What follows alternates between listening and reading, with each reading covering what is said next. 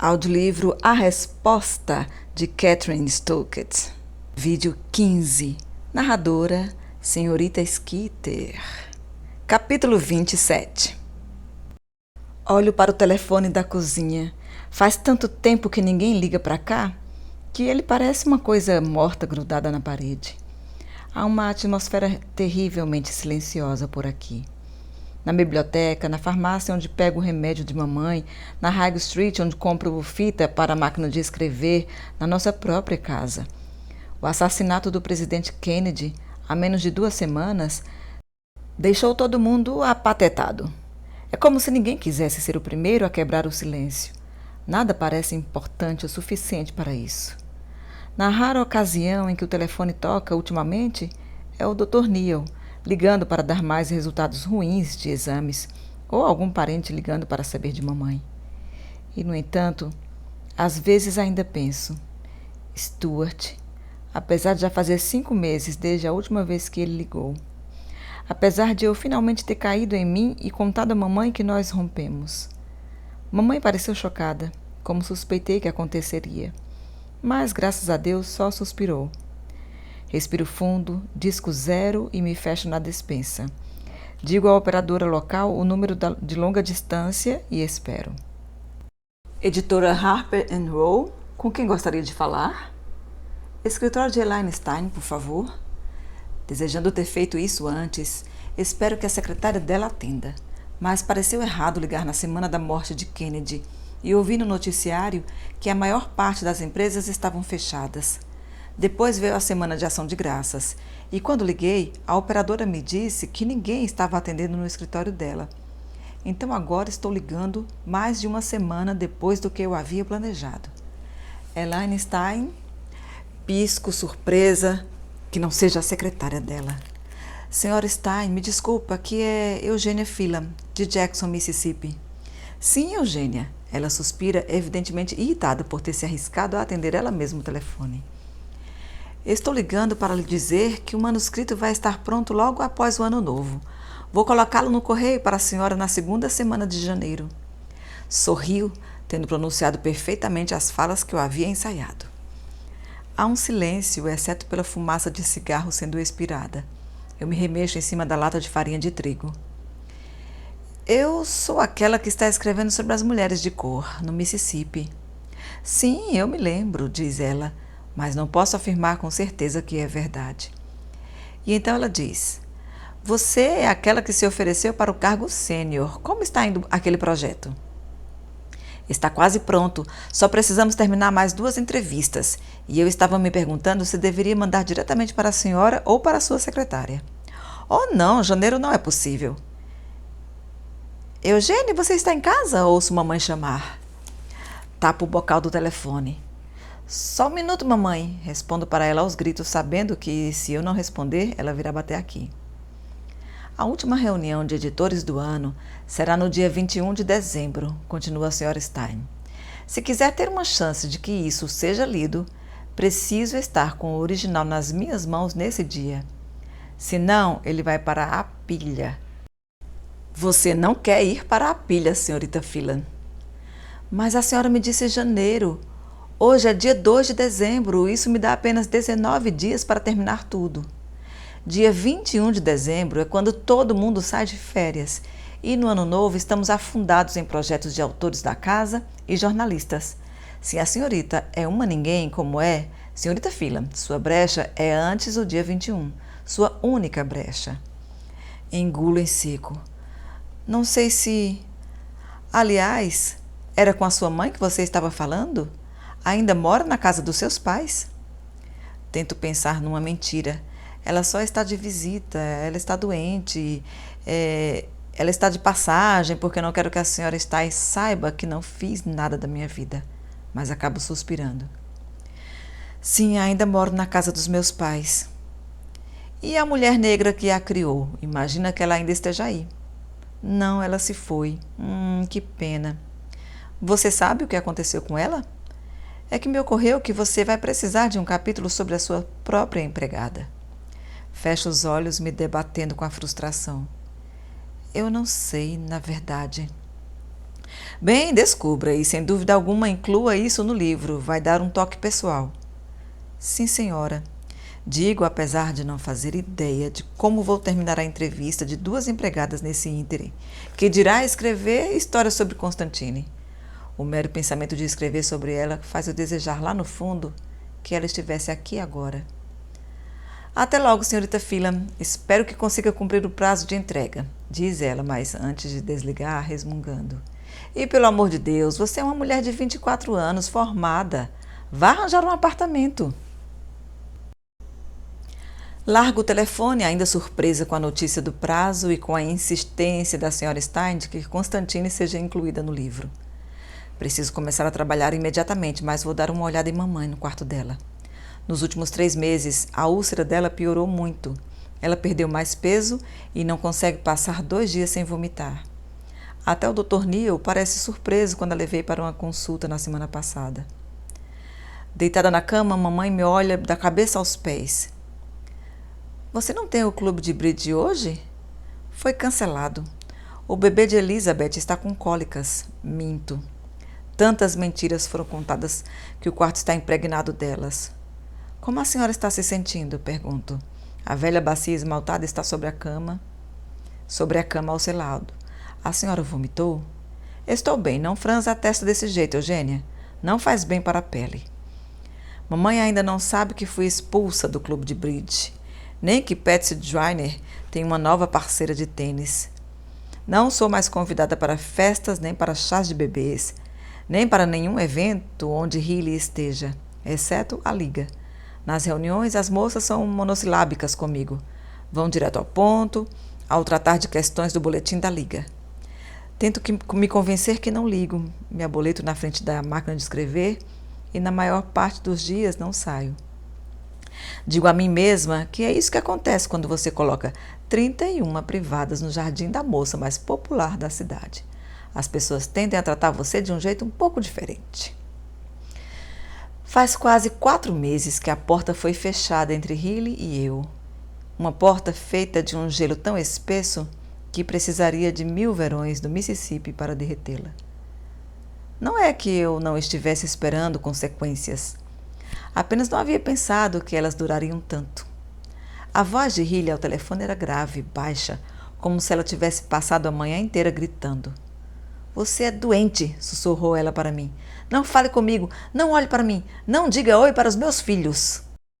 Tecnicamente foi um erro de revisão, Riley. Foi só o que consegui pensar para dizer. Vou pessoalmente até a casa do senador Whitworth e vou dizer a ele que você, Skeeter Phelan, vai ser uma mancha na campanha dele em Washington, uma verruga na reputação dele se Stuart algum dia voltar a namorar você.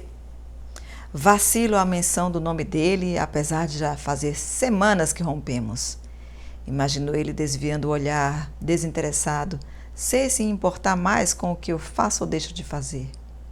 Você transformou meu gramado num espetáculo de 2ª classe, disse Riley. Há quanto tempo você vem planejando humilhar a minha família? O que Riley não entendeu foi que eu não havia planejado absolutamente nada. Quando comecei a datilografar o texto sobre seu projeto de higiene, datilografar palavras como doença e proteja-se e de nada, foi como se uma revelação se abrisse dentro de mim, não muito diferente de uma melancia fresca, calmante e doce. Sempre pensei que a insanidade era um sentimento escuro, amargo, mas é inebriante e delicioso se você se deixa levar. Paguei 25 centavos a cada um dos irmãos de Pascagoula para colocar aquelas privadas de ferro velho sobre o gramado de Riley. Eles ficaram assustados, mas toparam. Lembro como a noite estava escura. Lembro de dar graças a Deus que algum prédio velho havia sido demolido por dentro e que havia muitas privadas de ferro velho para escolher. 2 vezes sonhei que eu estava lá de novo, fazendo tudo mais uma vez. Não me arrependo, mas não me sinto tão sortuda quanto antes. E você se diz uma cristã? Foram as últimas palavras de Riley para mim. E eu pensei, Deus, quando na minha vida eu fiz isso? Esse mês de novembro, Stooley Whitworth venceu a corrida pelo cargo de senador em Washington. Mas William Holbrook não venceu a eleição local para o Senado estadual. Tenho quase certeza de que Hilly está pondo a culpa disso em mim também. Para não falar que todo o esforço que ela faz para me apresentar a Stuart foi em vão. Algumas horas após conversar ao telefone com a Sra. Stein, eu volto na ponta dos pés para dar uma olhadela em mamãe, uma última vez. Papai já pegou no sono ao lado dela. Mamãe tem um copo de leite sobre a mesa lateral. Ela está sentada, amparada por travesseiros, mas seus olhos estão fechados. Enquanto a estou examinando, ela os abre. Quer que eu traga alguma coisa para você, mamãe? Só estou descansando porque o Dr. Neil mandou. Aonde você está indo, Eugênia? São quase 7 horas. Volto daqui a pouquinho, vou só dar uma volta de carro.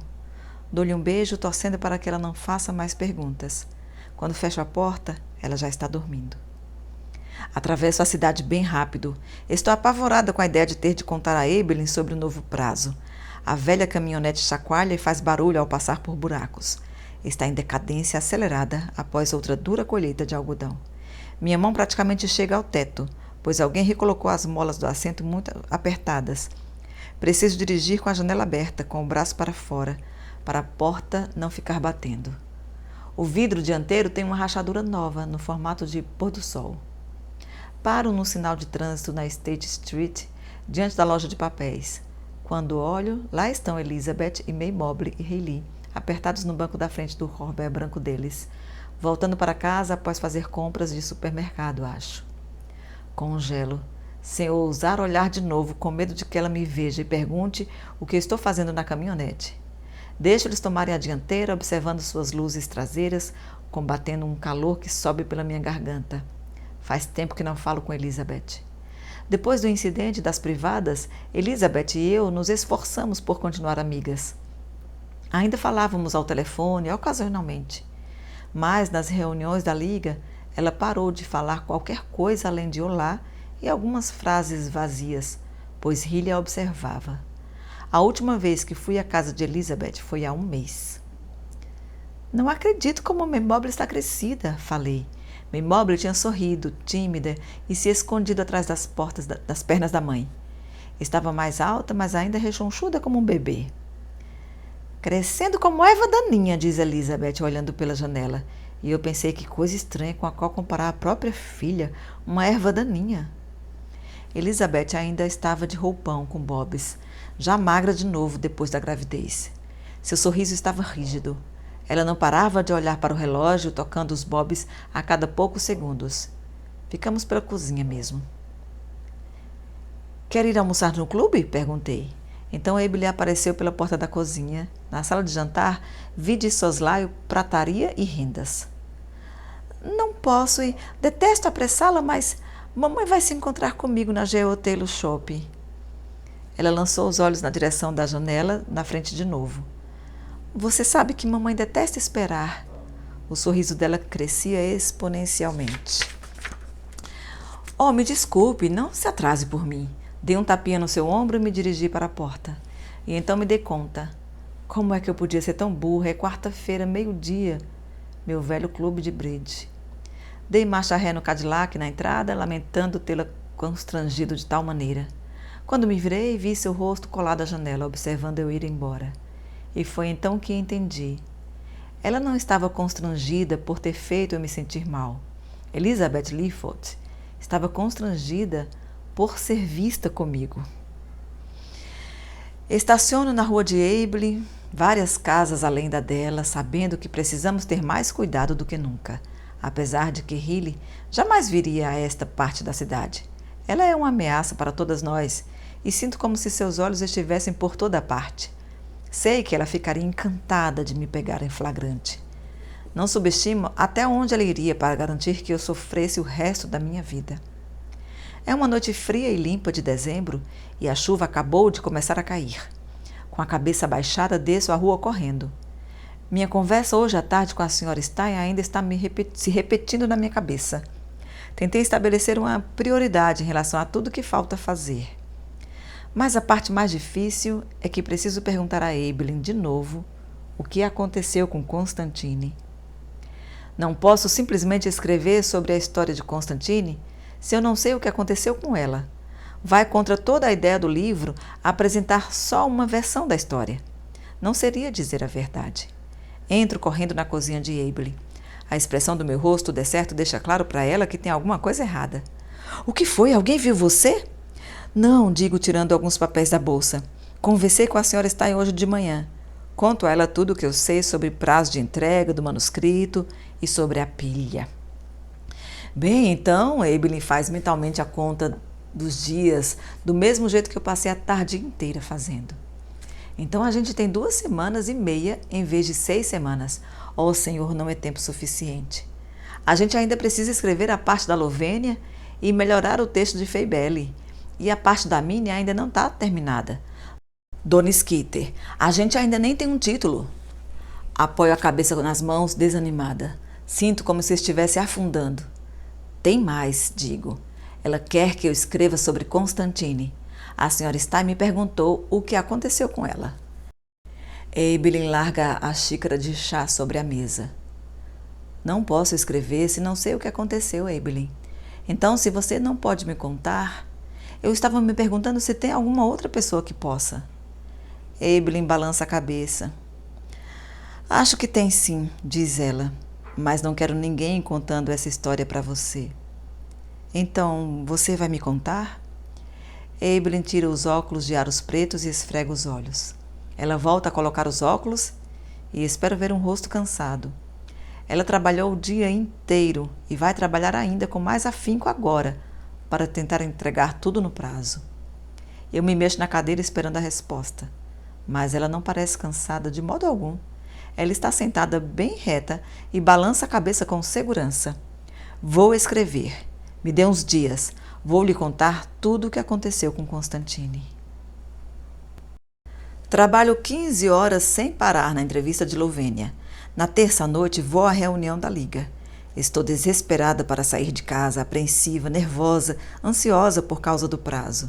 A árvore de Natal está começando a exalar um cheiro forte, com as rodelas de laranja secas se estragando. Mamãe está sempre com frio, e na casa dos meus pais parece que estou mergulhada em um pote de manteiga derretida. Paro sobre os degraus que levam até a sede da Liga. Respiro fundo o ar limpo do inverno. É patético, mas estou contente por ainda ter o boletim. Uma vez por semana ainda me sinto parte de alguma coisa.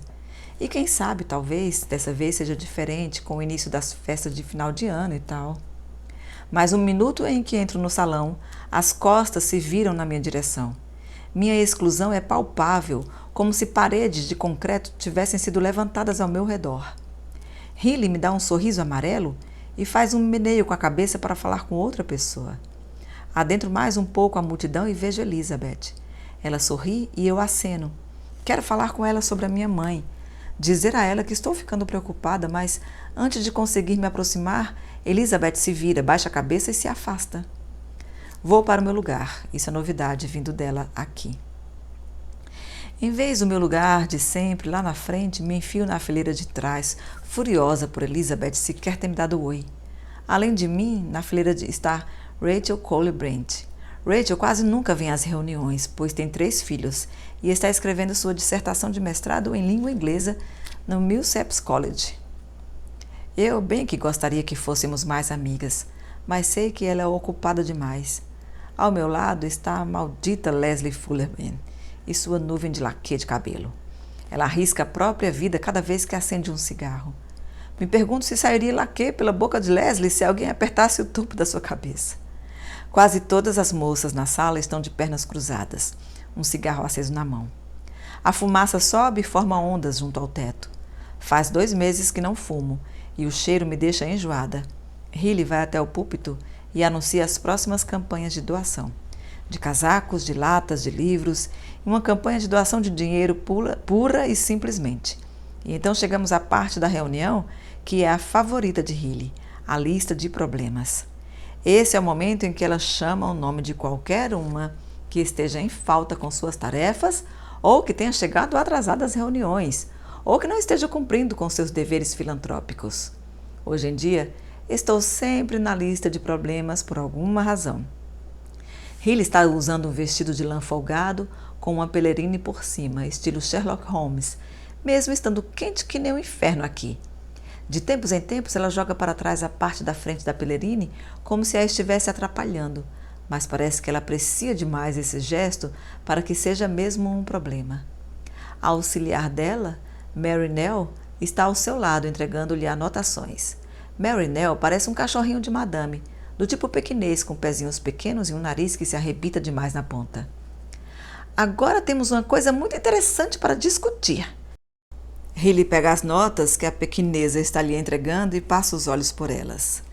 O comitê concluiu que nosso boletim está precisando ser modernizado. E eu me endireito na cadeira. Não deveria ser eu a decidir sobre eventuais mudanças no boletim? Em primeiro lugar, estamos mudando o boletim de semanal para mensal. É gasto demais, com selos subindo para 6 centavos, etc. E estamos acrescentando uma coluna de moda, salientando alguns dos melhores trajes usados pelos nossos membros e uma coluna de maquiagem com todas as novas tendências. Oh, e a lista de problemas, claro, isso também vai passar a fazer parte do boletim. Ela balança a cabeça afirmativamente, olhando nos olhos de alguns dos membros. E, finalmente, a mudança mais interessante. Decidimos dar a esse novo boletim o nome de Dictator, que significa algo como a faladeira, em homenagem à revista europeia que todas as senhoras de lá leem. Não é uma graça de nome, diz Mary Lou White, e Riley explode de orgulho. Nem mesmo bate o martelo por ela ter falado sem pedir permissão. Muito bem, então, é hora de escolher um editor para o nosso novo e moderno periódico mensal. Alguma indicação? Várias mãos se levantam. Não me mexo. Jeannie Price, que tal? Eu digo Riley. Sugiro Riley Holbrook. Que querida, muito bem, mais alguma? Rachel Cole Brent se vira e olha para mim como quem diz: você está acreditando nisso? Evidentemente, ela é a única pessoa na sala que não sabe sobre mim e Riley.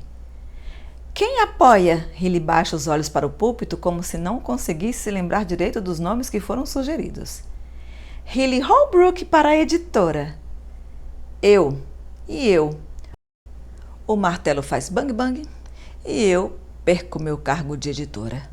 Leslie Fullerman me olha com olhos tão arregalados que vejo que não há nada no lugar onde deveria estar seu cérebro. Skeeter, esse não é seu cargo? Diz Rachel. Era meu. Murmuro e me dirijo direto para a porta quando a reunião termina. Ninguém fala comigo. Ninguém me olha nos olhos. Caminho de cabeça erguida. No saguão, Riley e Elizabeth estão conversando. Riley coloca o cabelo escuro para trás das orelhas e me dá um sorriso diplomático. Ela sai para falar com mais alguém, mas Elizabeth fica onde está.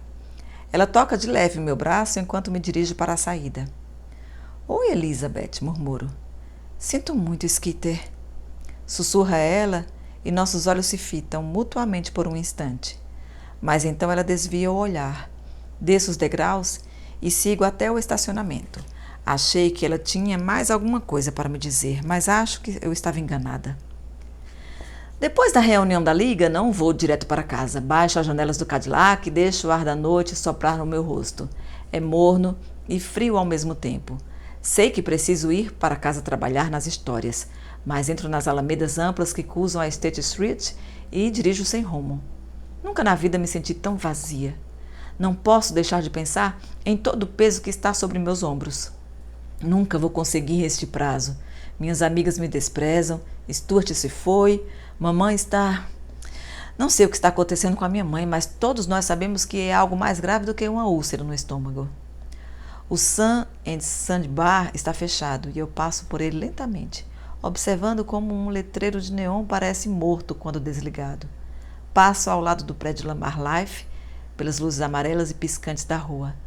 São apenas 8 horas da noite, mas todo mundo já foi para a cama. Todo mundo está dormindo nessa cidade, em todos os sentidos possíveis. Gostaria de poder ir embora. Digo e a minha voz parece aguda, sem ninguém para escutá-la. No escuro tenho uma visão distante de mim mesma, vista de cima, como num filme. Eu me tornei uma daquelas pessoas que vagam à noite em seus carros. Deus, sou a Boo Radley da cidade, como em O Sol é para Todos. Giro o botão do rádio, desesperada por algum barulho que encha os meus ouvidos. It's My Party está tocando e procuro sintonizar em outra coisa. Estou começando a detestar músicas lamentosas de adolescentes sobre o amor e sobre o nada. Em um breve momento de boa recepção, capto a WKPO de Memphis, e eis que surge uma voz de homem, como que embriagada, cantando rápido e de um jeito meio bluesco.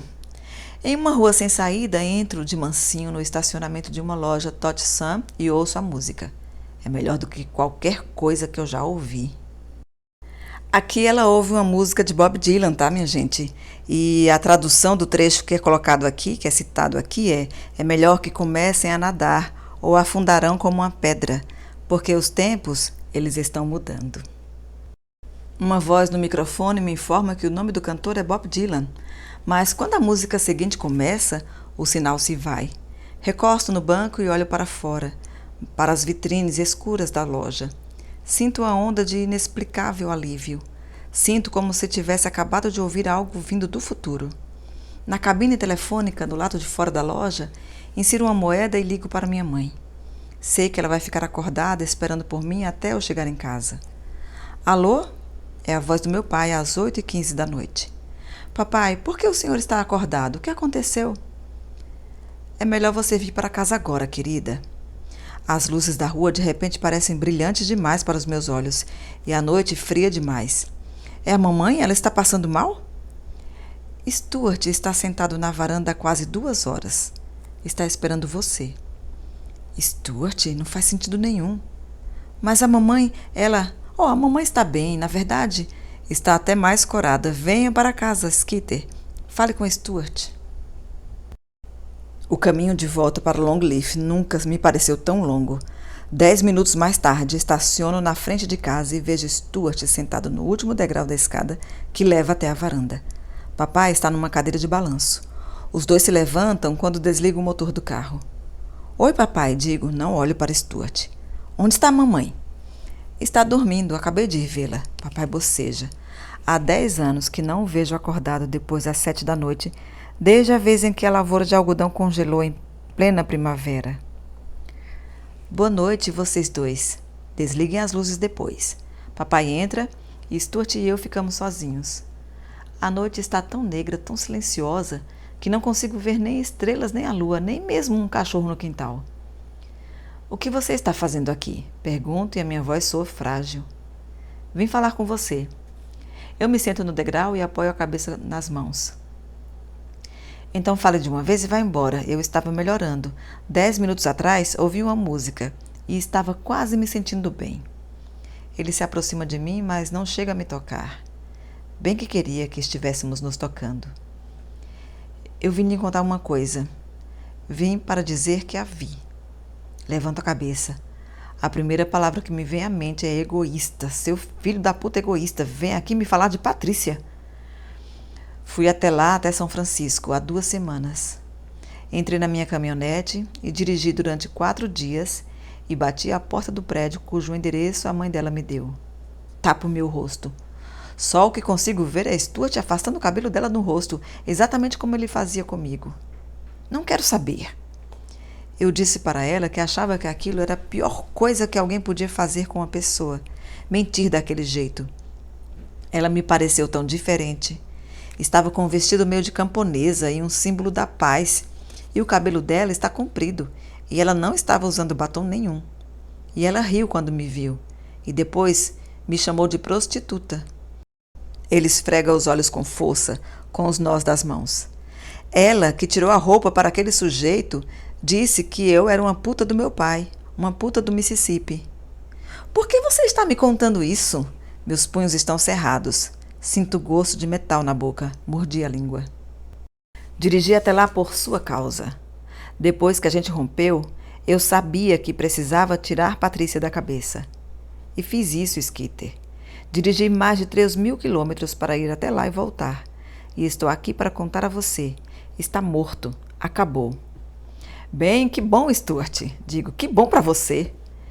Ele se aproxima e se inclina para a frente para me forçar a olhá-lo. Eu me sinto enjoada, literalmente nauseada pelo cheiro de bourbon do hálito dele. E ainda assim quero me dobrar, ficar pequenininha e colocar todo o meu corpo nos braços dele.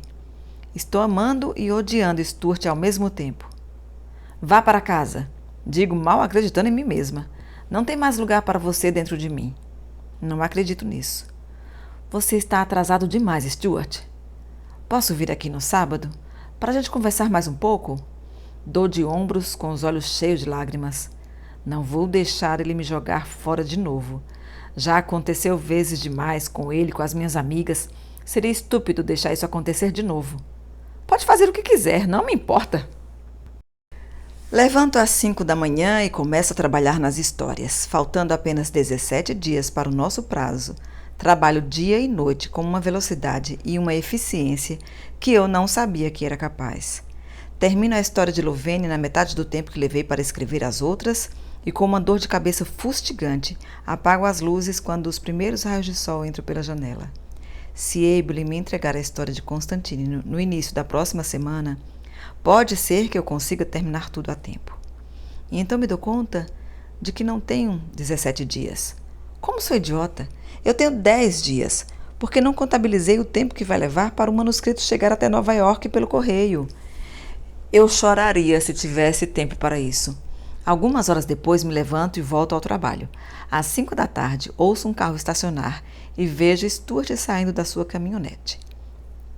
Com esforço me afasto da máquina de escrever e vou até a varanda na frente da casa. Olá, digo parada na porta. Oi, Skeeter.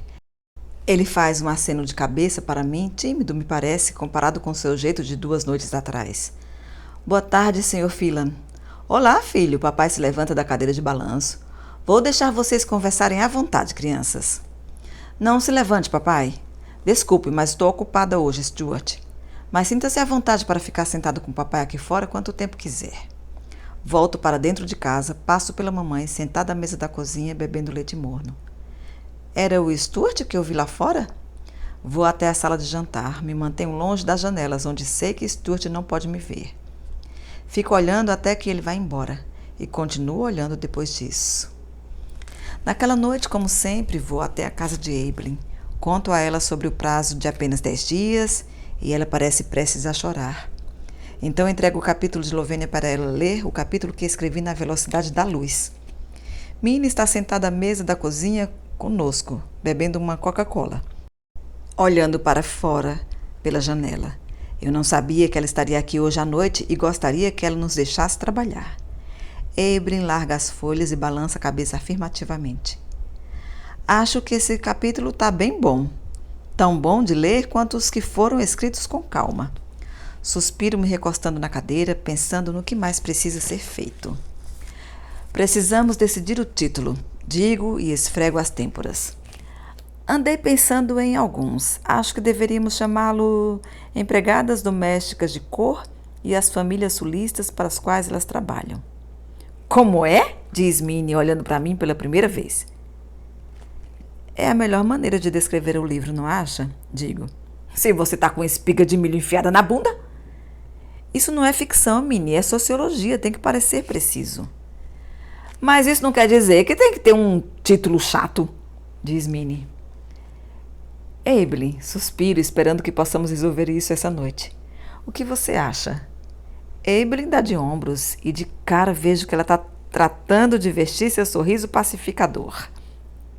Parece que ela precisa parar as arestas sempre que Minnie e eu estamos no mesmo cômodo. É um título bom. Claro que você vai cansar de datilografar isso tudo na parte de cima de todas as páginas, diz ela. Eu havia falado para ela que era assim que precisava ser. Bem, podemos encurtar um pouco, digo e pego o lápis. Eibhlin coça o nariz, diz. O que você acha de chamar ele só de ajuda? Ajuda! Repete Minnie como se nunca tivesse ouvido a palavra antes. Ajuda, digo. Eibhlin dá de ombros e baixa os olhos envergonhada, como se estivesse um pouco constrangida. Não estou tentando acabar com a sua ideia, eu só acho que é bom manter as coisas simples, sabe? Acho que ajuda me parece bom, diz Minnie e cruza os braços. Eu gosto de ajuda. Digo porque é verdade. E acrescento. Acho que ainda assim vamos precisar colocar um subtítulo embaixo, para que a categoria do livro fique clara. Mas acho que esse é um bom título. Resolvido então, diz Minnie. Porque se esse negócio for publicado, Deus sabe que vamos precisar de ajuda. Aqui fui eu que ri, tá, gente? A personagem não ri, não fala nada sobre ela ter rido. Eu só quero observar que o título Ajuda é o título original, né, mesmo, tanto do livro quanto da adaptação fílmica. The Help. Foi traduzido para o português o livro A Resposta e o filme Histórias Cruzadas. Mas no original é The Help, livro e filme. No domingo à tarde, faltando apenas 8 dias para o prazo de entrega, desço as escadas, tonta e piscando os olhos de tanto olhar para as letrinhas datilografadas do dia todo. Fiquei quase feliz quando ouvi o carro de Stuart estacionar diante da casa. Esfrego os olhos, talvez eu fique sentado um pouco com ele para desanuviar a cabeça, depois volto e trabalho noite adentro. Stuart desce da caminhonete suja de lama. Ele ainda está com a gravata de domingo e tento ignorar como ele está bonito. Alongo os braços, está ridicularmente quente aqui fora, considerando que faltam 2 semanas e meia para o Natal. Mamãe está sentada na varanda em uma cadeira de balanço enrolada com cobertores. Olá, senhora Phelan, como está se sentindo hoje? Pergunta Stuart. Mamãe faz um aceno de cabeça majestático. Bem, obrigada por perguntar. Fico surpresa pela frieza da voz da minha mãe. Ela se volta para o seu boletim e não posso deixar de sorrir. Mamãe sabe que ele tem vindo aqui, mas não mencionou o fato uma só vez. Não tenho como não me perguntar quando o assunto virá à tona. Ei, diz ele baixinho para mim, e nos sentamos no último degrau da varanda. Em silêncio, ficamos olhando enquanto nosso velho gato, Sherman, espreita em torno de uma árvore, seu rabo balançando perseguindo uma criatura que não conseguimos ver. Stuart coloca a mão no meu ombro. Não posso me demorar hoje, vou agora mesmo a Dallas para uma reunião sobre petróleo e vou ficar fora da cidade por 3 dias, diz ele. Só vim para lhe avisar. Tudo bem, então. Dou de ombros como se não fizesse diferença. Tudo bem, então, diz ele e volta para a caminhonete. Quando ele desaparece de vista, mamãe limpa a garganta. Não me viro para olhar para ela na cadeira de balanço. Não quero que ela veja o desapontamento no meu rosto por ele ter ido embora. Vá em frente, mamãe, finalmente murmuro. Diga o que a senhora quer dizer. Não deixe ele fazer pouco de você. Então me viro e olho desconfiada para ela, apesar de ela parecer tão frágil embaixo daquele cobertor de lã. Tenho pena do tolo que algum dia subestimara minha mãe. Se Stuart não sabe que criei você para ser inteligente e boa, ele pode tratar de voltar para State Street. Ela olha para os campos invernais com olhos estreitados. Francamente, não acho Stuart grandes coisas. Ele não sabe a sorte que teve em conhecer você. Deixo as palavras da minha mãe se assentarem como um doce minúsculo na minha língua. Forçando-me a levantar do degrau, me dirijo à porta da frente. Há muito trabalho a ser feito e muito pouco tempo para isso. Obrigada, mamãe. Lhe dou um beijo suave no rosto e volto para dentro da casa. Estou exausta e irritadiça. Durante 48 horas não fiz nada além de datilografar. Estou estupeficada pelos fatos das vidas de outras pessoas. Meus olhos ardem por causa do cheiro de tinta da máquina de escrever. Meus dedos estão riscados por cortes de papel. Quem diria que papel e tinta seriam tão nocivos? Com apenas 6 dias pela frente, vou até a casa de Evelyn. Ela tirou um dia de folga, apesar da chateação de Elizabeth. Vejo que ela sabe o que precisamos discutir antes mesmo de eu abrir a boca. Ela me deixa só na cozinha e volta com uma carta na mão. Antes de entregar isso para você, acho que eu devia explicar umas coisas, para você poder entender direito. Concordo, estou tensa na cadeira. Quero rasgar o envelope e terminar logo com isso. Evelyn alinha seu caderno sobre a mesa da cozinha. Observe enquanto ela o alinha com seus 2 lápis amarelos. Lembra que eu falei que Constantine tinha uma filha? Bem, Lullabelle era o nome dela. Senhor, ela nasceu branca que nem a neve. Seu cabelo era da cor de palha. Nem ondulado que nem o seu. Era completamente liso. Ela era tão branca assim? Pergunto. Fiquei pensando nisso desde que Emily me contou sobre a filha de Constantine lá na cozinha de Elizabeth. Imagino como Constantine deve ter ficado surpresa em segurar no colo um bebê branco, sabendo que era dela. Ela balança a cabeça. Quando Lullabelle tinha 4 anos de idade, Constantine... Evelyn se remexe na cadeira. Ela levou a menina para um orfanato, lá em Chicago. Um orfanato? Você quer dizer, ela deu a filha? Por mais que Constantine me amasse, não posso deixar de imaginar que ela deve ter amado muito a própria filha. Evelyn me olha bem nos olhos. Vejo algo que muito raramente se vê nela. Decepção, antipatia. Muitas mulheres de cor precisam dar os filhos, Dona Skeeter. Mandar os filhos embora, porque precisam cuidar de uma família branca. Baixo os olhos, me perguntando se Constantine não podia cuidar da filha porque precisava cuidar de nós. Mas a maioria manda os filhos para uma família, um orfanato. É completamente diferente. Por que ela não mandou o bebê para a irmã dela ou para outro parente? A irmã dela simplesmente não conseguiu. Ser negro com pele branca no Mississippi é como não pertencer a ninguém. Mas não era difícil só para a menina. Era difícil para Constantine. As pessoas olhavam para ela.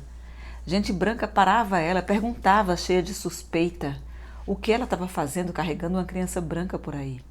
Policiais paravam ela na State Street, diziam que ela precisava vestir o uniforme. Até mesmo gente preta tratava ela diferente, não confiava, como se ela tivesse feito alguma coisa errada. Era difícil para ela encontrar alguém para cuidar de Lullabelle enquanto ela trabalhava. Chegou num ponto que Constantine não queria muito levar Lullabelle para a rua. Ela já trabalhava para minha mãe então. Fazia uns anos que ela estava com sua mãe. Foi lá que ela conheceu o pai Connor. Ele trabalhava na sua fazenda, morava lá, em Hotstack. Evelyn balança a cabeça. Todo mundo ficou surpreso que Constantine ia se aquietar e criar uma família. Algumas pessoas da igreja não foram tão bondosos, ainda mais quando o bebê nasceu branco, mesmo se o pai era preto que nem eu. Tenho certeza de que minha mãe não deve ter gostado muito também. Minha mãe, tenho certeza, sabia disso tudo. Ela sempre sabia da vida de seus serviçais de cor, onde moravam, se eram casados, se tinham filhos, mas como controle do que como interesse genuíno. Ela gosta de saber quem é que está andando na sua propriedade. Era um orfanato para crianças de cor ou para crianças brancas? Porque eu estou pensando, estou esperando que talvez Constantine ainda quisesse uma vida melhor para a filha. Talvez tenha pensado que ela seria adotada por uma família branca e não se sentiria mais tão diferente. De cor.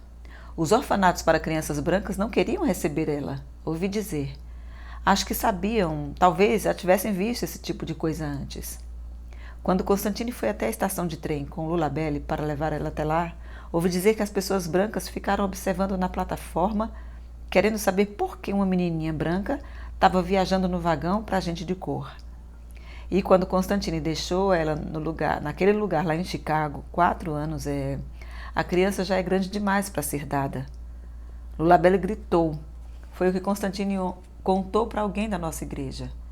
Disse que Lula gritou e esperneou, tentando fazer a mãe voltar para ela. Mas Constantine, mesmo com aqueles gritos desesperados nos ouvidos, deixou ela lá. Enquanto escuto, começo a entender o que Evelyn está me contando. Se eu não tivesse a mãe que tenho, talvez não tivesse pensado nisso.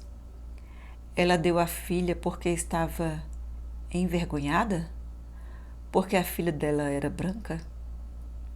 Evelyn abre a boca para discordar, mas não fala nada, só olha para o chão. Alguns anos depois, Constantine escreveu para o orfanato. Disse para eles que tinha cometido um erro, que queria a menina de volta, mas Lullabelle já tinha sido adotada. Não estava mais lá. Constantine sempre dizia que dar a filha para adoção foi o pior erro que cometeu na vida. Evelyn se recosta na cadeira. E ela dizia que se algum dia conseguisse Lullabelle de volta, nunca mais ia deixar ela ir embora. Fico sentada em silêncio com o coração doendo por Constantine. Estou começando a temer que tudo isso pode ter a ver com a minha mãe. Faz uns 2 anos, Constantine recebeu uma carta de Lullabelle. Acho que ela tinha uns 25 então, e dizia que os pais adotivos tinham dado para ela o endereço. Elas começaram a se corresponder e Lullabelle disse que queria vir e ficar com ela um pouco. Senhor, Constantine ficou tão nervosa que nem caminhava direito. Nervosa demais para comer, nem água ela bebia, vomitava tudo. Coloquei ela na minha lista de rezas. 2 anos atrás, eu estava na faculdade nessa época. Por que Constantine não me contou nas cartas o que estava acontecendo? Ela pegou todas as economias e comprou roupas novas para Lullabelle, coisas para o cabelo. Fez o grupo da igreja costurar uma colcha nova para a cama onde Lullabelle ia dormir. Ela nos contou no encontro de reza. E se ela me odiar? Ela vai me perguntar por que eu dei ela. E se eu contar a verdade? Ela vai me odiar pelo que eu fiz. Evelyn levanta os olhos da xícara de chá e sorri um pouco. Ela nos disse, mal posso esperar para Skeeter conhecer ela, quando voltar para casa da faculdade. Eu tinha esquecido isso. Eu não sabia quem era Skeeter nessa época. Lembro da última carta que recebi de Constantine, dizendo que tinha uma surpresa para mim. Compreendo agora que ela queria me apresentar a filha. Trato de engolir as lágrimas que se insinuam garganta acima. O que aconteceu quando Lullabelle veio ver a mãe? Evelyn empurra o envelope sobre a mesa. Acho que essa parte é melhor você ler em casa. Uma vez em casa, subo para o meu quarto. Sem nem mesmo parar para me sentar, abro a carta de Evelyn. Está escrita em folhas de caderno, com uma letra cursiva cobrindo toda a frente e todo o verso. Depois fico olhando para as 8 folhas que eu já havia escrito sobre ir a pé até Rottstakken com Constantine. Sobre os quebra-cabeças nos quais trabalhamos juntas, sobre ela pressionando o dedão na minha mão. Respiro fundo e elevo as mãos acima das teclas da máquina de escrever. Não posso perder mais tempo. Preciso terminar a sua história. Escrevo sobre o que Evelyn me contou, que Constantine tinha uma filha e precisou dá-la para poder trabalhar para a nossa família. Os Miller é como nos chamam, em homenagem a Henry, meu escritor favorito. Não escrevo que a filha de Constantine tinha pele amarelada. Só quero mostrar que o amor de Constantine por mim começou com a saudade que ela sentia da própria filha. Talvez tenha sido isso que tornou esse amor tão único, tão profundo. Não importava que eu fosse branca. Enquanto ela desejava ter a própria filha de volta, eu desejava não desapontar a minha mãe. Durante 2 dias, conto toda a história da minha infância, meus tempos de faculdade, quando trocávamos cartas todas as semanas. Mas então paro e ouço minha mãe tossindo lá embaixo. Ouço os passos de papai indo até ela. Acendo um cigarro e o apago, pensando, não comece de novo. A água da descarga passa pela casa, contendo mais um pouco do corpo da minha mãe. Acendo outro cigarro e o fumo inteirinho. Não posso escrever sobre o que está na carta de Evelyn. Naquela noite ligo para Evelyn na casa dela. Não posso colocar isso no livro, digo a ela. Sobre minha mãe e Constantine. Decidi terminar na época em que eu vou para a faculdade. Eu só... Dona Skeeter. Evelyn, sei que eu deveria me sacrificar tanto quanto você e Minnie e todas as outras. Mas não posso fazer isso com a minha mãe. Ninguém espera que você faça, Dona Skeeter. A verdade é que eu não pensaria muito bem de você se fizesse. Na noite seguinte, vou até a cozinha para tomar chá. Eugênia, você está aqui embaixo? Sigo a trilha até o quarto de mamãe. Papai ainda não está na cama. Ouço o som da TV na sala de estar íntima. Estou aqui, mamãe. Ela está na cama às 6 da tarde, com a bacia branca ao lado. Você andou chorando? Você sabe que isso faz a pele envelhecer, querida. Sento na cadeira de palha ao lado da cama dela. Penso em como abordar o assunto. Parte de mim entende por que a minha mãe agiu como agiu, porque realmente quem não ficaria furioso com Lullabelle ter feito o que fez? Mas preciso ouvir o lado da minha mãe na história. Se há qualquer coisa que possa redimir minha mãe e que Evelyn tenha deixado de fora, eu preciso saber. Quero falar sobre Constantine, digo. Ô, Eugênia, resmunga ela e dá um tapinha na minha mão. Já faz quase 2 anos. Mamãe, digo e me forço a olhar para os seus olhos, embora ela esteja terrivelmente magra e com a clavícula saliente abaixo da pele. Seus olhos continuam tão aguçados como sempre. O que aconteceu? O que aconteceu com a filha dela? A mandíbula da minha mãe se tensiona e vejo que ela está surpresa ao ver que sei sobre a filha de Constantine. Fico aguardando ela se recusar a falar sobre o assunto como antes. Ela respira fundo, puxa a bacia branca para mais perto e diz: Constantine a mandou para Chicago, para viver lá. Não podia cuidar dela. Aceno a cabeça e espero. Eles são diferentes sob esse aspecto, sabe? Essa gente tem filhos e só pensa nas consequências quando já é tarde demais. Eles, essa gente. Isso me faz lembrar de Riley. Minha mãe também vê isso no meu rosto. Agora, ouça aqui, eu fui boa para Constantine. Ela era respondona muitas vezes, eu aguentei. Mas Skeeter, dessa vez, ela não me deixou nenhuma alternativa. Eu sei, mãe. Eu sei o que aconteceu. Quem lhe contou? Quem mais sabe? Vejo a paranoia se acendendo nos olhos da minha mãe. É seu maior medo tornando-se realidade e sinto pena. Nunca vou dizer à senhora quem me contou. Só o que posso dizer é que não foi ninguém importante para a senhora, digo. Não consigo acreditar que a senhora faria o que fez, mamãe. Como você ousa me julgar depois do que ela fez? Você sabe mesmo o que aconteceu? Você estava lá? Vejo então a antiga Fúria, uma mulher obstinada que sobreviveu a anos de sangramento das úlceras. Aquela menina, ela agita o indicador ossudo à frente do meu rosto. Ela apareceu aqui. Eu estava com todos os membros do DAR regional em casa. Você estava na faculdade e a campainha da porta da frente não parava de tocar. E Constantine estava na cozinha, passando o café manualmente, já que a cafeteira velha tinha queimado 2 jarras de café. Mamãe abana uma das mãos para desfazer o cheiro de café queimando. Estavam todos na sala de estar, comendo bolo, 95 pessoas na casa, e ela bebendo café. Ela está conversando com Sarah von Sister e caminhando pela casa como uma convidada, e se empanturrando de bolo. Quando vejo, ela está preenchendo o formulário para se tornar membro. De novo eu aqueço. Talvez eu não soubesse desses detalhes, mas eles não mudam o que aconteceu. Ela parecia tão branca quanto qualquer pessoa e ela sabia disso. Ela sabia exatamente o que estava fazendo e então eu perguntei: como você vai? E ela ri e responde: bem. Então eu digo: e qual é o seu nome?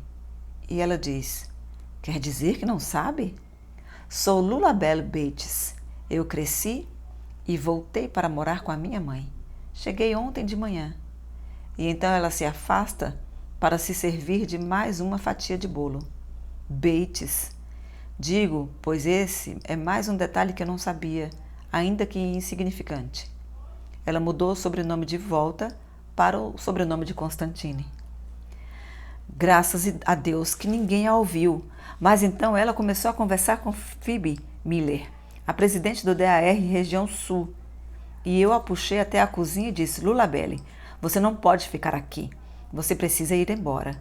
E ela me olhou com desdém. Ela disse: por quê? Você não permite negros na sua sala de visita se não estiverem fazendo faxina?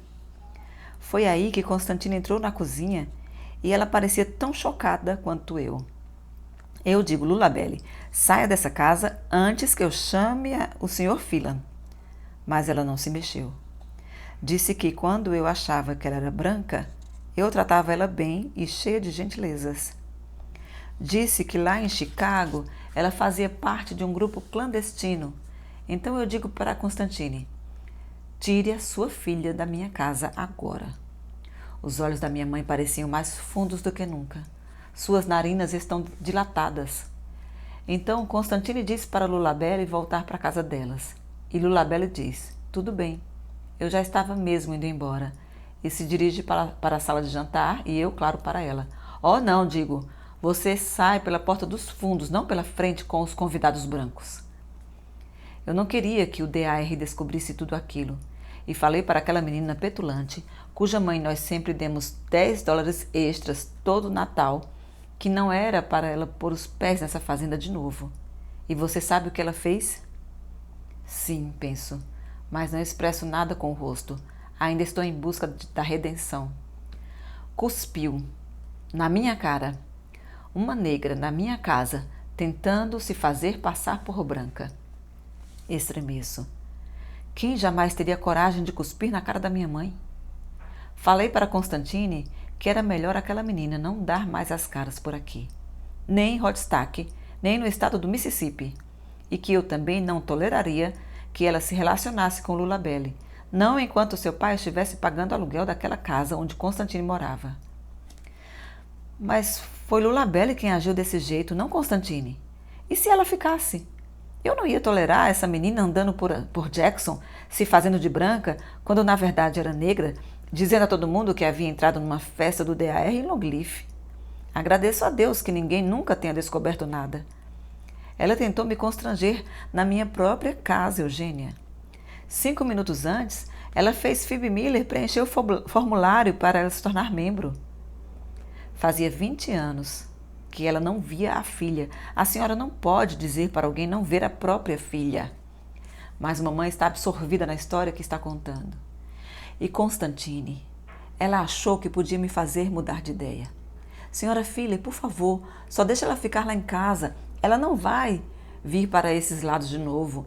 Eu não vejo ela lá já faz muito tempo. E aquela Lullaby, com a mão no quadril, dizendo: meu pai morreu e minha mãe estava doente demais para cuidar de mim quando eu era pequena. Ela precisou me dar. Você não pode nos separar. Minha mãe baixa o tom de voz. Parece muito direta agora. Olhei para Constantine e senti vergonha por ela.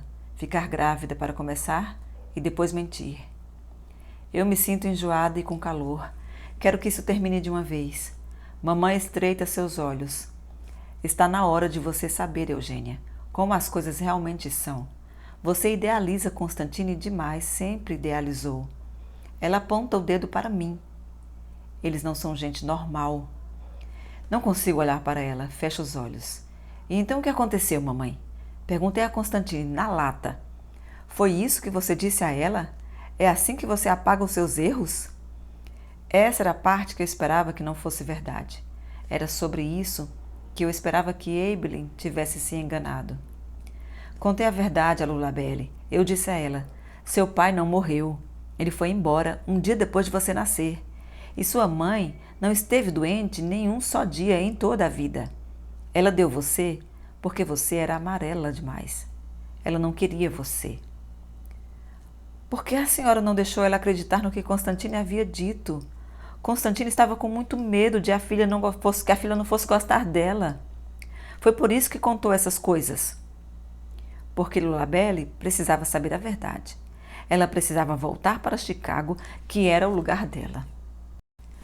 Deixo minha cabeça cair sobre as mãos. Não há nada de redentor nessa história. Sei porque Eibelin não queria me contar. Um filho jamais deveria saber isso da própria mãe. Nunca pensei que Constantine iria para Illinois com ela, Eugênia. De verdade, fiquei triste de vê-la ir embora. A senhora não ficou, não. Digo, penso em Constantine depois de morar 50 anos no interior, sentada em um pequeno apartamento em Chicago. Como deve ter se sentido solitária. Como seus joelhos devem ter doído naquele frio. Fiquei, sim. E apesar de eu ter dito para ela não lhe escrever, ela provavelmente teria escrito se tivesse tido mais tempo. Mais tempo? Constantine morreu, Skeeter. Mandei um cheque para ela no aniversário, para o endereço que encontrei como sendo da filha dela, mas Lullaby devolveu o cheque, com uma cópia do obituário. Constantine! Eu choro. Eu queria ter ficado sabendo. Por que a senhora não me contou, mamãe? Minha mãe funga, olhando à frente, ela seca os olhos rápido. Porque eu sabia que você me culparia, apesar de não ser culpa minha. Quando ela morreu, há quanto tempo ela estava morando em Chicago? Pergunto. Mamãe aproxima mais a bacia, abraçando-a ao seu lado. 3 semanas. Eibelin abre a porta dos fundos e me deixa entrar. Minnie está sentada à mesa, mexendo o café. Quando me vê, ela baixa a manga do vestido, mas vejo a ponta de um curativo no seu braço. Ela resmunga um olá, depois se volta para sua xícara. Coloca o manuscrito sobre a mesa e um som pesado se faz. Se eu colocar no correio amanhã de manhã, ainda sobram 6 dias para ele chegar lá. Pode ser que dê tempo. Sorrio, apesar da minha exaustão. Senhor, isso já é alguma coisa. Olha só essas páginas. Evelyn sorri e senta no seu banquinho. 260 delas. Agora nós sentamos e esperamos. Digo, e nós três ficamos olhando para a pilha de papel. Finalmente, diz Minnie, e vejo a nesga de algo, não exatamente um sorriso, mas algo próximo da satisfação. A sala fica em silêncio. Do lado de fora da janela está escuro. O correio já está fechado.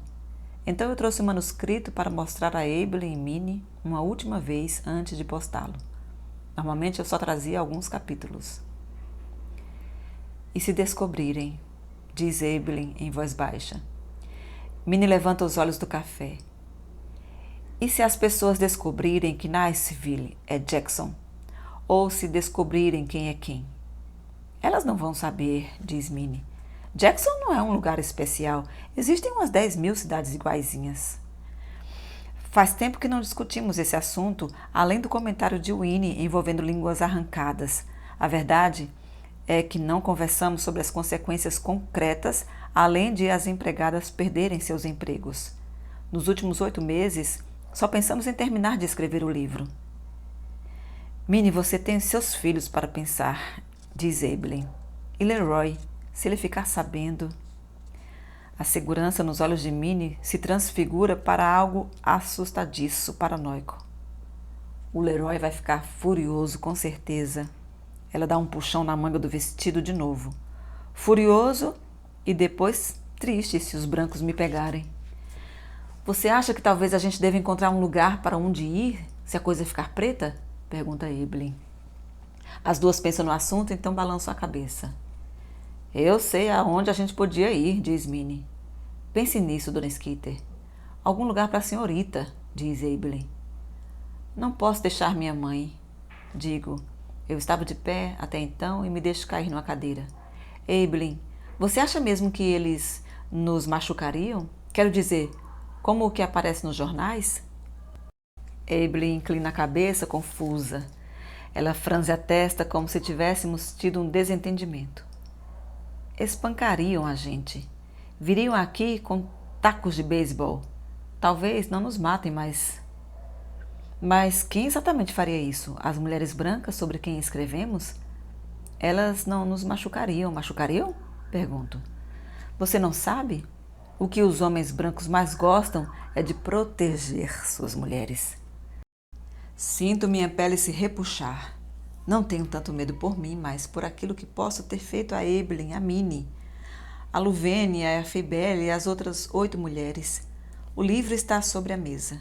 Tenho vontade de enfiá-lo na bolsa e escondê-lo.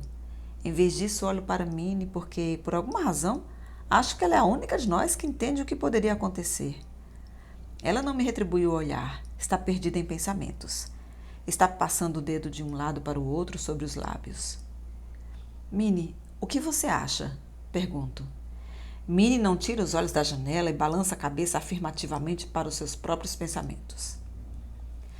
Acho que precisamos é de um seguro.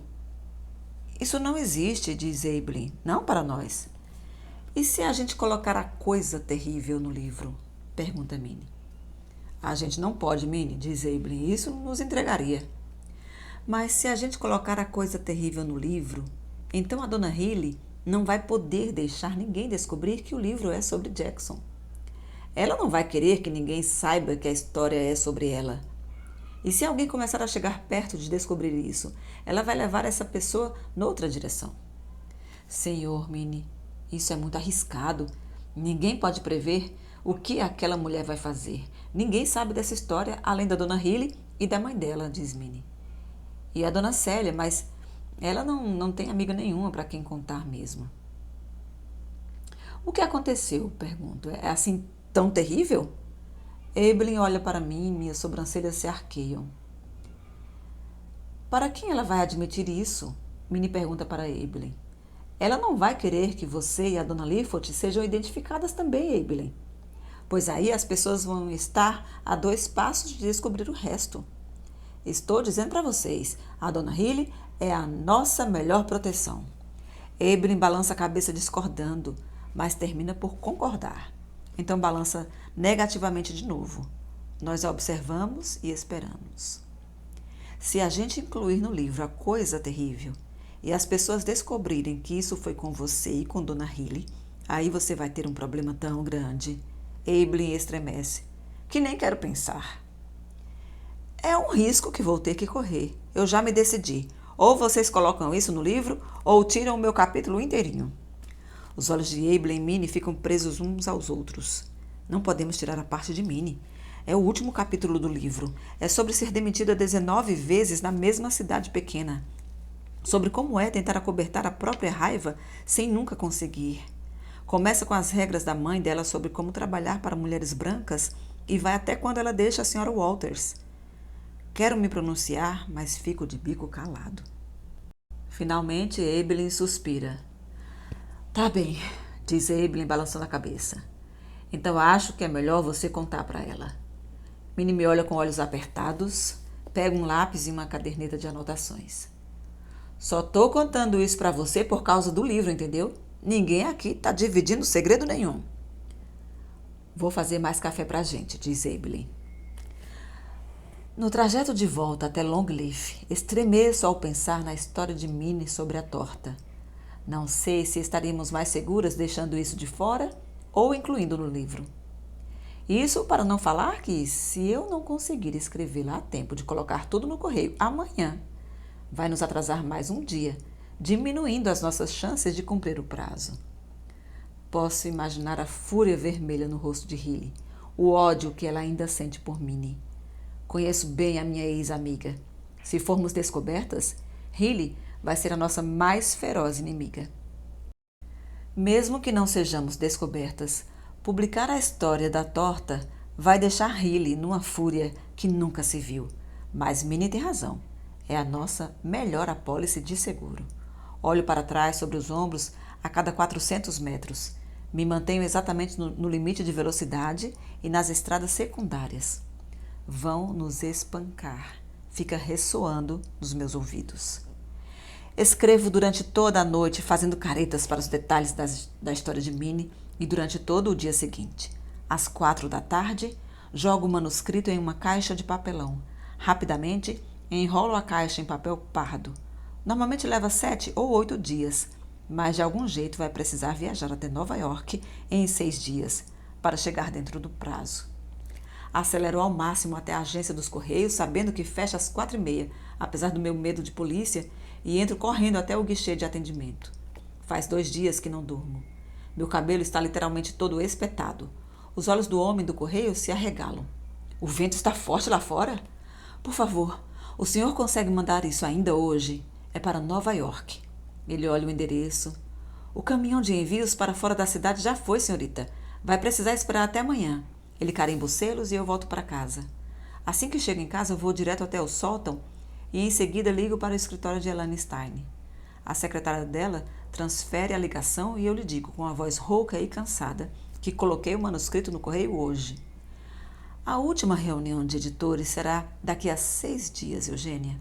Não apenas o manuscrito terá de chegar aqui a tempo, como precisarei ter tempo para lê-lo. Eu diria que é altamente improvável. Não há mais nada a dizer, então eu só murmuro. Eu sei. Obrigada pela oportunidade. E acrescento. Feliz Natal, Sr. Stein. Nós chamamos de Hanukkah, mas obrigada, senhorita Phelan. Capítulo 28. Depois de desligar o telefone, vou até a varanda e fico observando os campos invernais. Estou tão exausta que nem percebi que o carro do Dr. Neal está aqui. Ele deve ter chegado enquanto eu estava na agência dos Correios. Encosto-me no anteparo e espero ele sair do quarto de mamãe. Lá no final do corredor, pela porta da frente que está aberta, posso ver que a porta do quarto dela está fechada. Depois de um tempo, o Dr. Neal fecha com delicadeza a porta atrás de si e caminha até a varanda. Ele se coloca ao meu lado. Dê a ela um remédio para ajudar com a dor, diz ele. A dor? Mamãe estava vomitando hoje de manhã? O bom e velho Dr. Neal me observa com olhos enevoados e azuis. Ele me encara durante um bom tempo como se tentando decidir algo a meu respeito.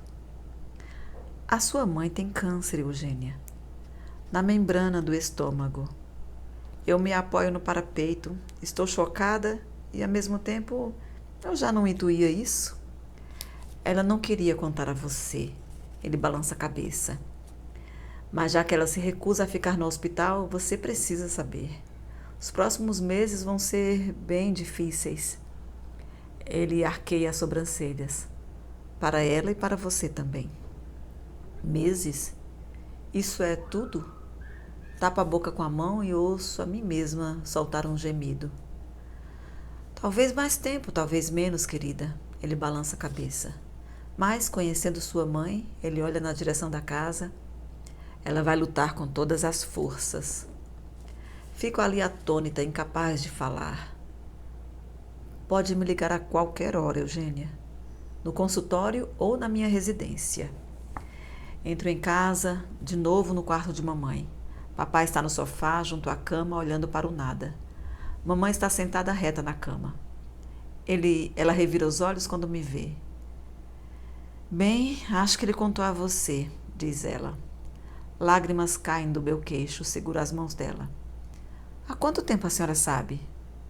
Há uns 2 meses. Oh, mamãe.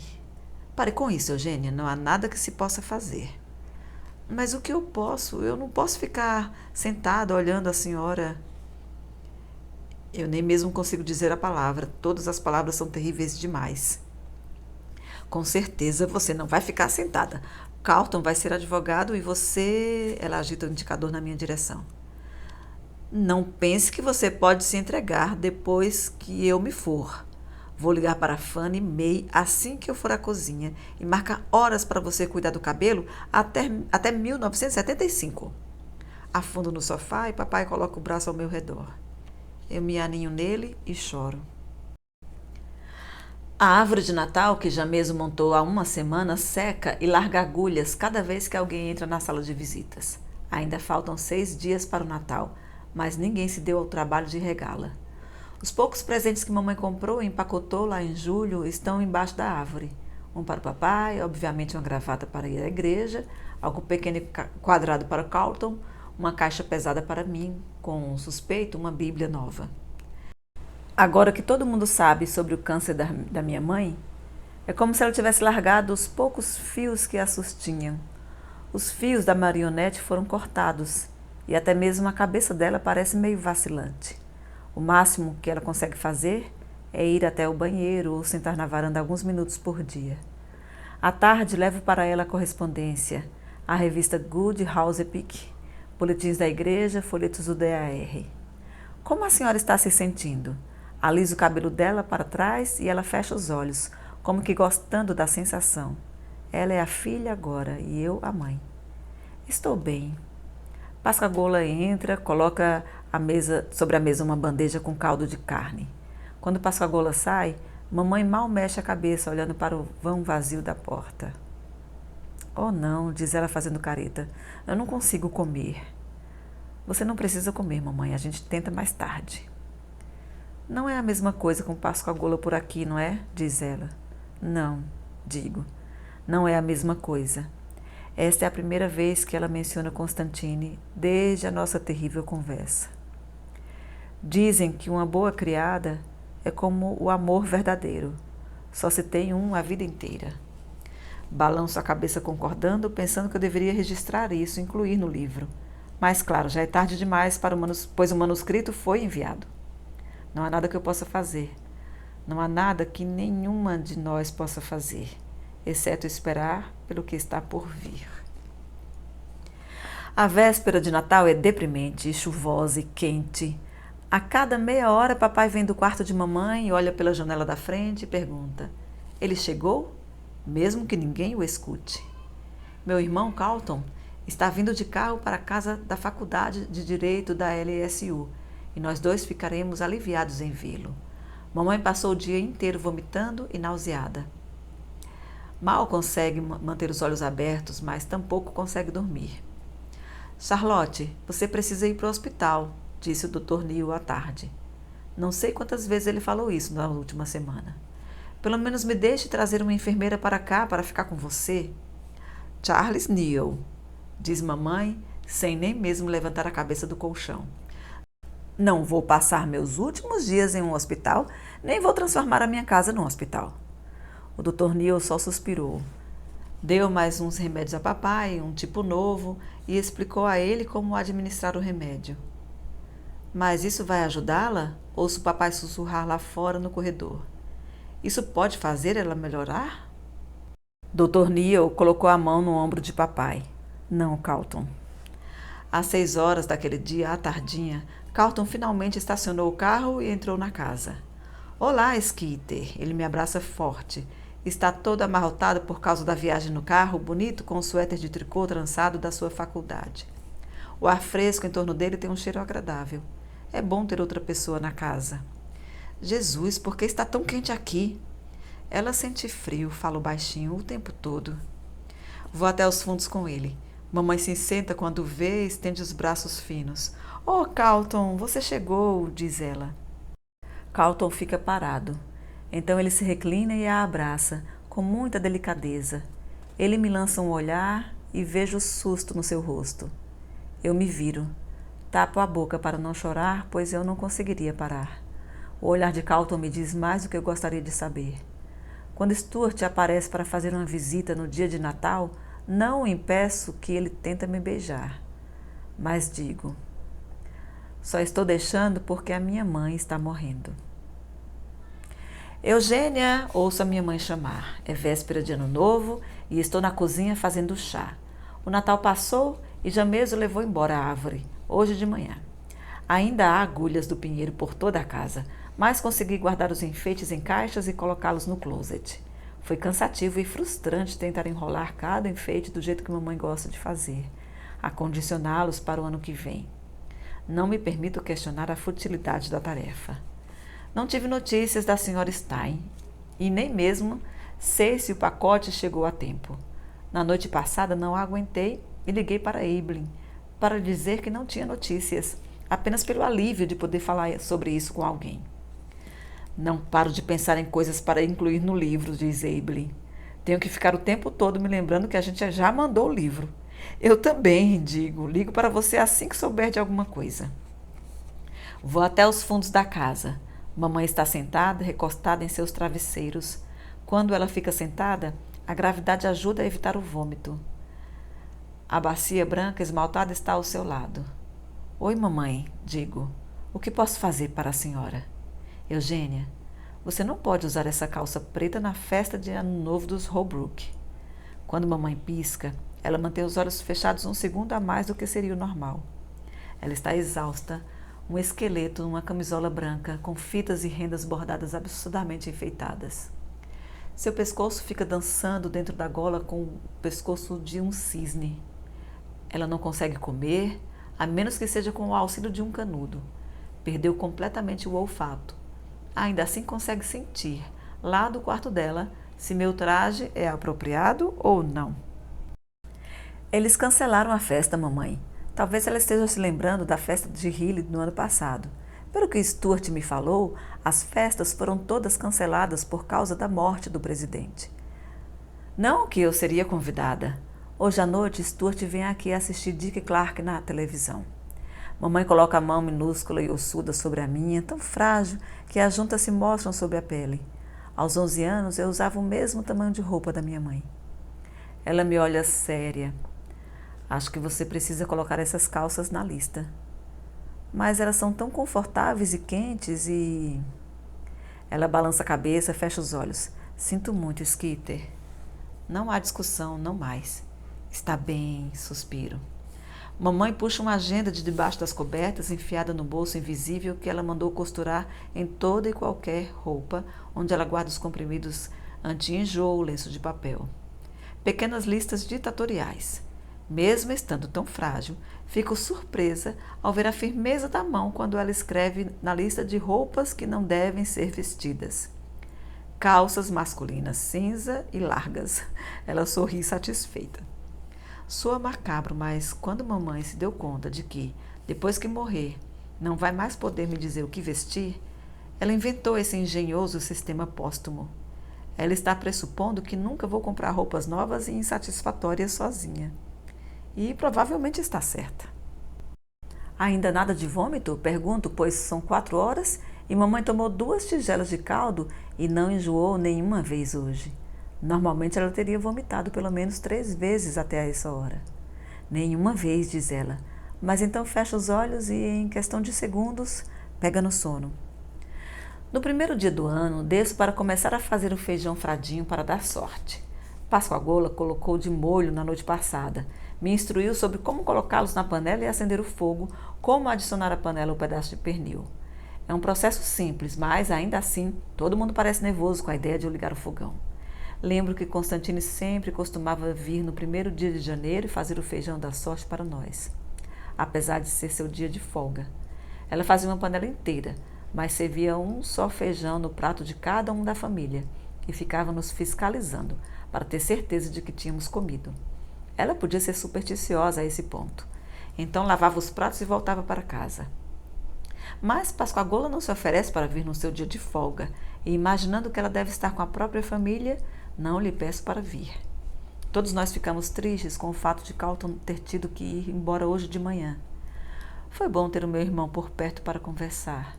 Suas últimas palavras para mim antes de me dar um abraço e voltar para a faculdade foram: "Não ponha fogo na casa." Então ele acrescentou: "Ligo amanhã para saber como ela está." Depois de desligar a chama do fogão, vou até a varanda. Papai está debruçado sobre um anteparo, brincando com semente de algodão nas mãos. Ele está olhando para os campos vazios, que só serão semeados daqui a um mês. "Papai, o senhor vai entrar para almoçar?" pergunto. "O feijão já está pronto." Ele se vira e seu sorriso é fraco, sem razão de ser. "Esse remédio que deram para ela," ele examina as sementes. "Acho que está funcionando." Ela diz que está se sentindo melhor. Balanço a cabeça, incrédula. Não pode ser que ele acredite nisso de verdade. "Ela só vomitou uma vez em 2 dias." "Oh, papai, não, é só um... Papai, ela ainda tem a doença." Mas há um olhar vazio nos olhos de meu pai e me pergunto se ele sequer me ouviu. "Sei que você tem lugares mais interessantes para estar, Skeeter." Há lágrimas em seus olhos. "Mas não passa um dia sem que eu agradeça a Deus porque você está aqui com ela." Aceno com a cabeça concordando, me sentindo culpada por ele pensar que é uma escolha que eu fiz. Abraço e digo: "Também estou contente por estar aqui, papai." Quando o clube reabre na primeira semana de janeiro, visto minha saia e pego minha raquete. Caminho pelo bar, ignorando Patsy Joyner, minha ex-parceira de tênis que me largou, e 3 outras garotas, todas fumando nas mesas escuras de ferro. Elas se inclinam para frente e cochicham umas com as outras quando eu passo. Não vou à reunião da liga hoje à noite, nem nunca mais, aliás. Desisti e mandei uma carta há 3 dias, com a minha demissão do cargo. Bato a bola de tênis na parede, me esforçando por não pensar em nada. Ultimamente tenho me pego rezando, quando na verdade nunca fui uma pessoa muito religiosa. Eu me pego sussurrando frases longas sem fim para Deus, implorando que a minha mãe sinta algum alívio, pedindo notícias boas quanto ao livro, às vezes até mesmo solicitando alguma dica do que fazer com Stuart. Muitas vezes me surpreendo rezando, quando nem sequer sabia o que estava fazendo. Quando chego em casa do clube, o Dr. Neil estaciona o carro logo atrás de mim. Eu o levo até o quarto de mamãe, onde papai está esperando. E eles fecham a porta atrás deles. Fico ali em pé, inquieta no corredor, como uma criança. Entendo por que papai está se segurando a esse fio de esperança. Faz 4 dias que mamãe não vomita a bile verde. Ela está tomando um mingau de aveia todos os dias e até pede mais. Quando o Dr. Neil sai, papai se deixa ficar na cadeira junto à cama e eu sigo o Dr. Neil até a varanda. "Ela contou ao senhor?" pergunto. "Que está se sentindo melhor?" Ele aquece, mas então balança a cabeça. "Não faz sentido levá-la para fazer um raio-x, seria muito penoso para ela." "Mas ela está melhor? É possível que ela esteja melhorando?" "Já vi isso antes, Eugênia. Às vezes, as pessoas têm um sopro de força. É uma dádiva de Deus, acho, para que elas possam seguir adiante e terminar suas tarefas." Mas isso é tudo, querida, não espere mais. Mas o senhor viu a cor dela? Ela parece muito melhor. E está conseguindo segurar a comida. Ele balança a cabeça negativamente. Tentem fazê-la se sentir confortável. Na primeira sexta-feira de 1964, não consigo mais esperar. Estico o telefone até a despensa. Mamãe está dormindo, depois de ter comido uma segunda tigela de mingau de aveia. Sua porta está aberta para eu poder ouvir, caso ela chame. Escritório de Elaine Stein? Olá, é Eugênia Phelan. Ela está disponível? Desculpa, senhorita Phelan, mas a senhora Stein não está recebendo ligação nenhuma a respeito da seleção de manuscritos. Mas a senhora pode pelo menos me dizer se ela recebeu? Coloquei no correio pouco antes do prazo e... Um momento, por favor. A linha fica em silêncio cerca de 1 minuto, depois ela volta. Posso confirmar que ela recebeu seu pacote durante as festas de final de ano. Alguém do nosso escritório vai informá-lo depois que a senhora Stein tiver tomado sua decisão. Obrigada por ligar. Ouço o clique da linha sendo desligada do outro lado. Algumas noites depois, após uma fascinante tarde respondendo cartas da senhora Myrna, Stuart e eu nos sentamos na sala de visitas. Fico feliz em vê-lo poder erradicar por algum tempo o silêncio mortal da nossa casa. Ficamos sentados quietos, assistindo à televisão. Vemos um anúncio, aquele em que a moça fumando tem um olho roxo. Nós que fumamos marca tal, preferimos brigar do que mudar de marca. Stuart e eu temos nos visto uma vez por semana agora. Fomos ao cinema depois do Natal e jantamos na cidade uma vez, mas normalmente ele vem até a nossa casa, pois não quero deixar a minha mãe sozinha. Ele se mostra hesitante comigo, meio que timidamente respeitoso. Há em seus olhos uma paciência que substituiu o pânico que eu antes sentia com ele. Não falamos sobre nada sério.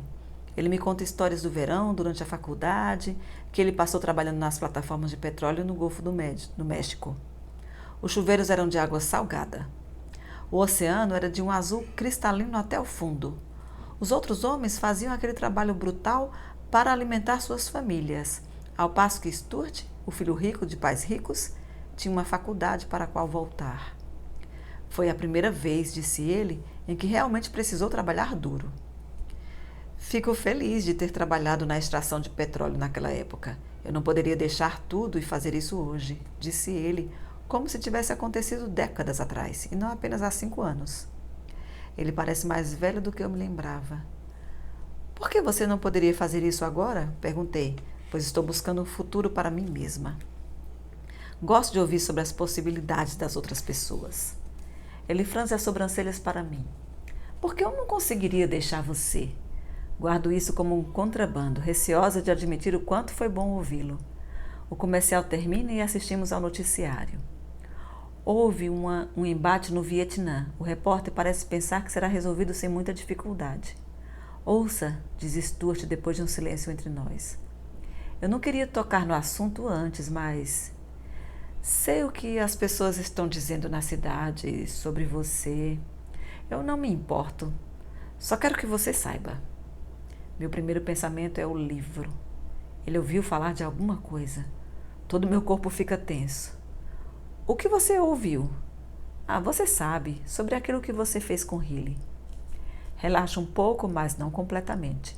Nunca falei com ninguém sobre isso, a não ser com a própria Hilly. Eu me pergunto se Hilly chegou a ligar para ele como havia ameaçado. E imagino como as pessoas podem ver isso, pensar que você é uma liberal louca envolvida nessa confusão. Fico olhando para as minhas mãos, ainda preocupada com o que ele pode ter ouvido falar e também um pouco irritada. Como você sabe, pergunto, no que eu estou envolvida? Porque conheço você, Skeeter, diz ele com suavidade. Você é esperta demais para se envolver em qualquer coisa desse tipo. E eu disse isso a eles. Aceno a cabeça afirmativamente e tento sorrir. Apesar do que ele acha que sabe sobre mim, não posso deixar de apreciar o fato de alguém se importar comigo a ponto de me defender. Não precisamos falar sobre isso de novo, diz ele. Eu só queria que você soubesse, só isso. No sábado à noite, digo boa noite à minha mãe. Estou usando um casaco longo para ela não ver a minha roupa. Mantenho as luzes desligadas para ela não poder comentar sobre o meu cabelo. Pouca coisa mudou na saúde dela. Ela não parece estar piorando. Os vômitos não recomeçaram. Mas a sua pele está acinzentada, seu cabelo começou a cair. Seguro suas mãos, acaricio sua bochecha. Papai, o senhor liga para o restaurante se precisar de mim? Ligo, Skater. Vá se divertir um pouco. Entro no carro de Stuart e ele me leva para o Robert E. Lee para jantar. O salão está cheio de vestidos, rosas vermelhas, talheres de prata tilintando. A excitação no ar, o sentimento de que as coisas estão quase voltando ao normal desde a morte do presidente Kennedy. E 1964 é um ano novo, um ano fresco. Os olhares da nossa direção são abundantes. Você parece diferente, diz Stuart. Sei que ele esteve guardando esse comentário a noite inteira. E ele parece mais confuso do que impressionado. Esse vestido é tão curto. Faço que sim e coloco o cabelo atrás da orelha, como ele costumava fazer. Essa manhã falei à mamãe que eu ia às compras, mas ela parecia tão cansada que logo mudei de ideia. Talvez seja melhor eu não ir. Mas eu já havia falado. Mamãe me fez pegar o seu talão de cheques. Quando voltei, ela destacou um cheque em branco e me entregou uma nota de $100 que ela trazia dobrada no recanto da carteira. A mera palavra compras pareceu fazê-la sentir-se melhor. Não seja frugal e nada de calças. Peça para a senhorita Lavol ajudar você. Ela tornou a descansar a cabeça nos travesseiros. Ela sabe como as jovens devem se vestir. Mas eu não podia suportar a ideia das mãos enrugadas da senhorita Lavol sobre o meu corpo, cheirando a café e naftalina. Dirigi para o centro da cidade, entrei na autoestrada 51 e tomei o caminho de Nova Orleans. Deixei para trás a culpa de abandonar minha mãe por tanto tempo, sabendo que o Dr. Neal faria uma visita naquela tarde e que papai estaria com ela em casa o dia todo. 3 horas depois, entrei na loja de departamentos Maison Blanche, no Canal Street. Eu já tinha estado lá inúmeras vezes com a mamãe e 2 com Elizabeth Healy, mas fiquei encantada com a vastidão do chão de mármore branco, os quilômetros de chapéus e luvas e mulheres empoadas parecendo tão felizes, tão saudáveis. Antes mesmo de eu solicitar ajuda, um homem magro me disse: "Venha comigo, temos tudo lá em cima." E me levou rapidamente pelo elevador até o 3º andar para uma seção chamada Roupas para Mulheres Modernas. "O que é isso tudo?" perguntei. Havia dúzias de mulheres lá, e rock and roll tocando, e copos de champanhe e luzes fortes e piscantes. "Emílio Pucci, minha querida, finalmente." Ele se afastou um passo de mim e disse: "Você não está aqui para ver o desfile? Você tem um convite, tem?" "Ah, tenho, em algum lugar", disse, mas ele perdeu o interesse quando eu vasculhava a minha bolsa. Ao meu redor parecia que as roupas tinham brotado e florescido nas araras. Pensei na senhora Lavol e ri. Nada de roupas de Páscoa aqui. Flores, listas largas e coloridas, e fendas de vestidos que mostravam vários e vários centímetros de coxa. Era uma coisa eletrizante, maravilhosa, estonteante. Esse tal de Emílio Pucci, de certo, enfia o dedo na tomada todas as manhãs. Com o cheque em branco, comprei roupas suficientes para encher o banco traseiro do Cadillac. Então, na Magazine Street, paguei $45 para clarear um pouco o cabelo, cortar e alisar. Ele havia crescido bastante durante o inverno e estava da cor de água suja depois de se lavar a louça. Às 4 horas, dirigindo de volta, com o rádio tocando uma banda chamada Rolling Stones e o vento soprando pelo meu cabelo liso e acetinado, pensei: hoje à noite vou despir essa armadura e deixar as coisas voltarem a ser como antes com Stuart.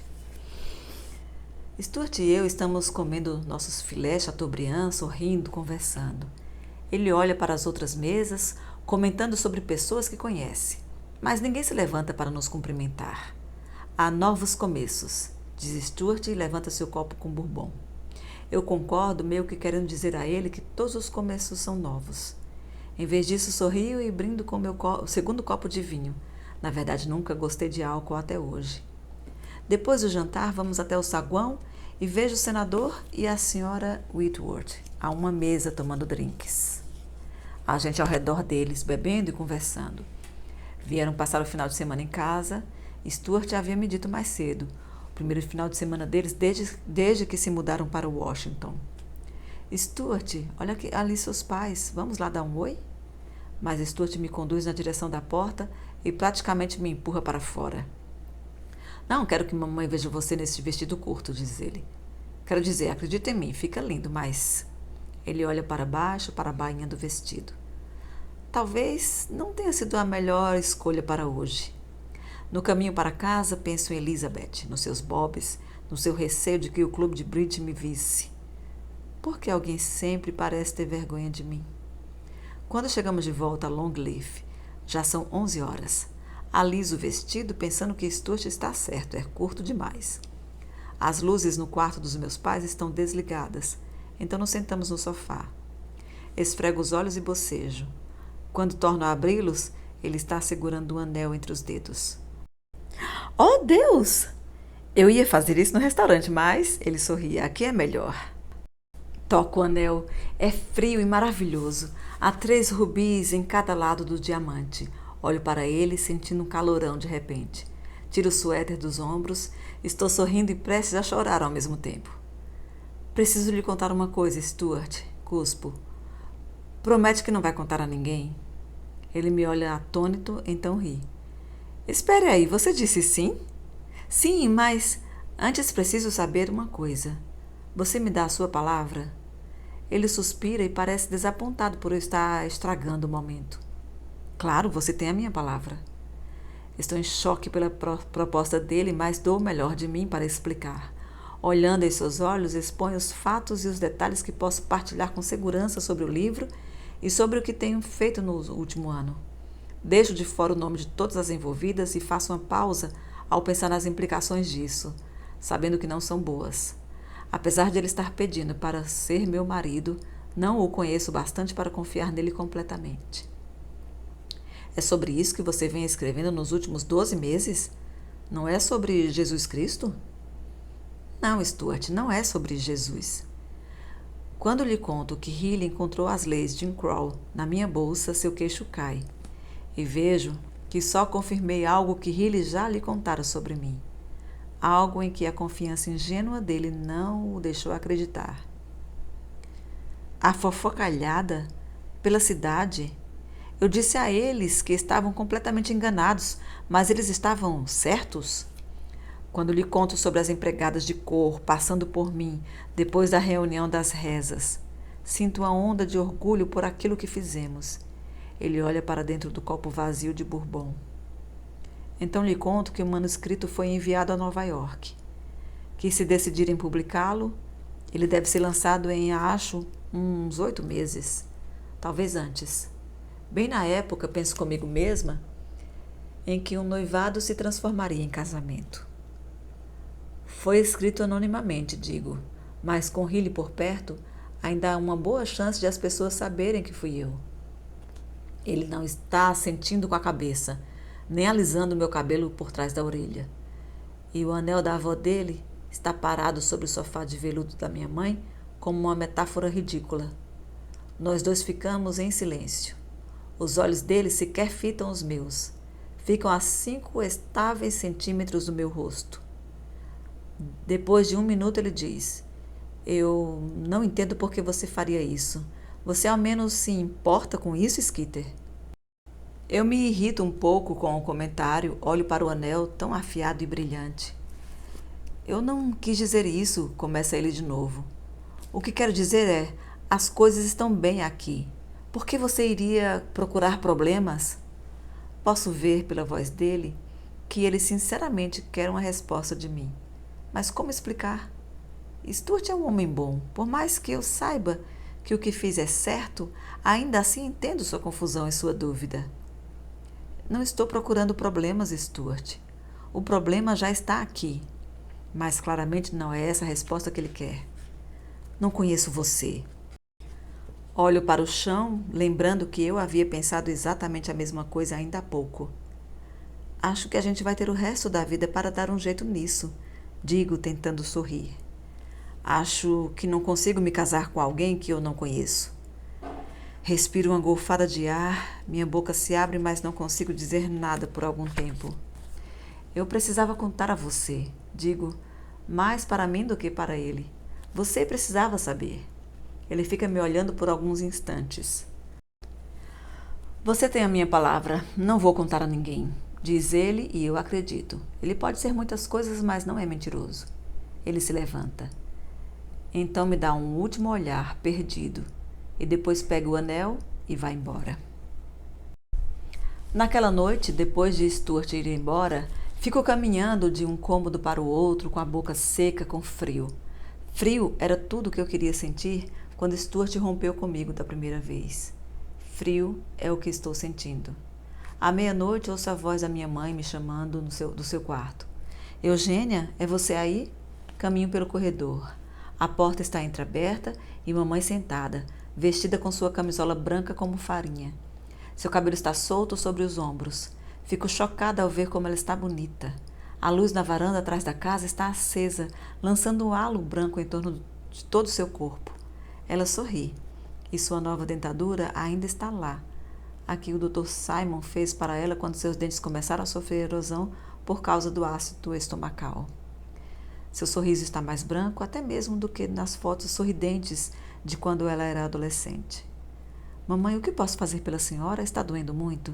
Vem aqui, Eugênia. Quero lhe contar uma coisa. Eu me aproximo sem fazer barulho. Papai é uma massa disforme que dorme, com as costas viradas para ela.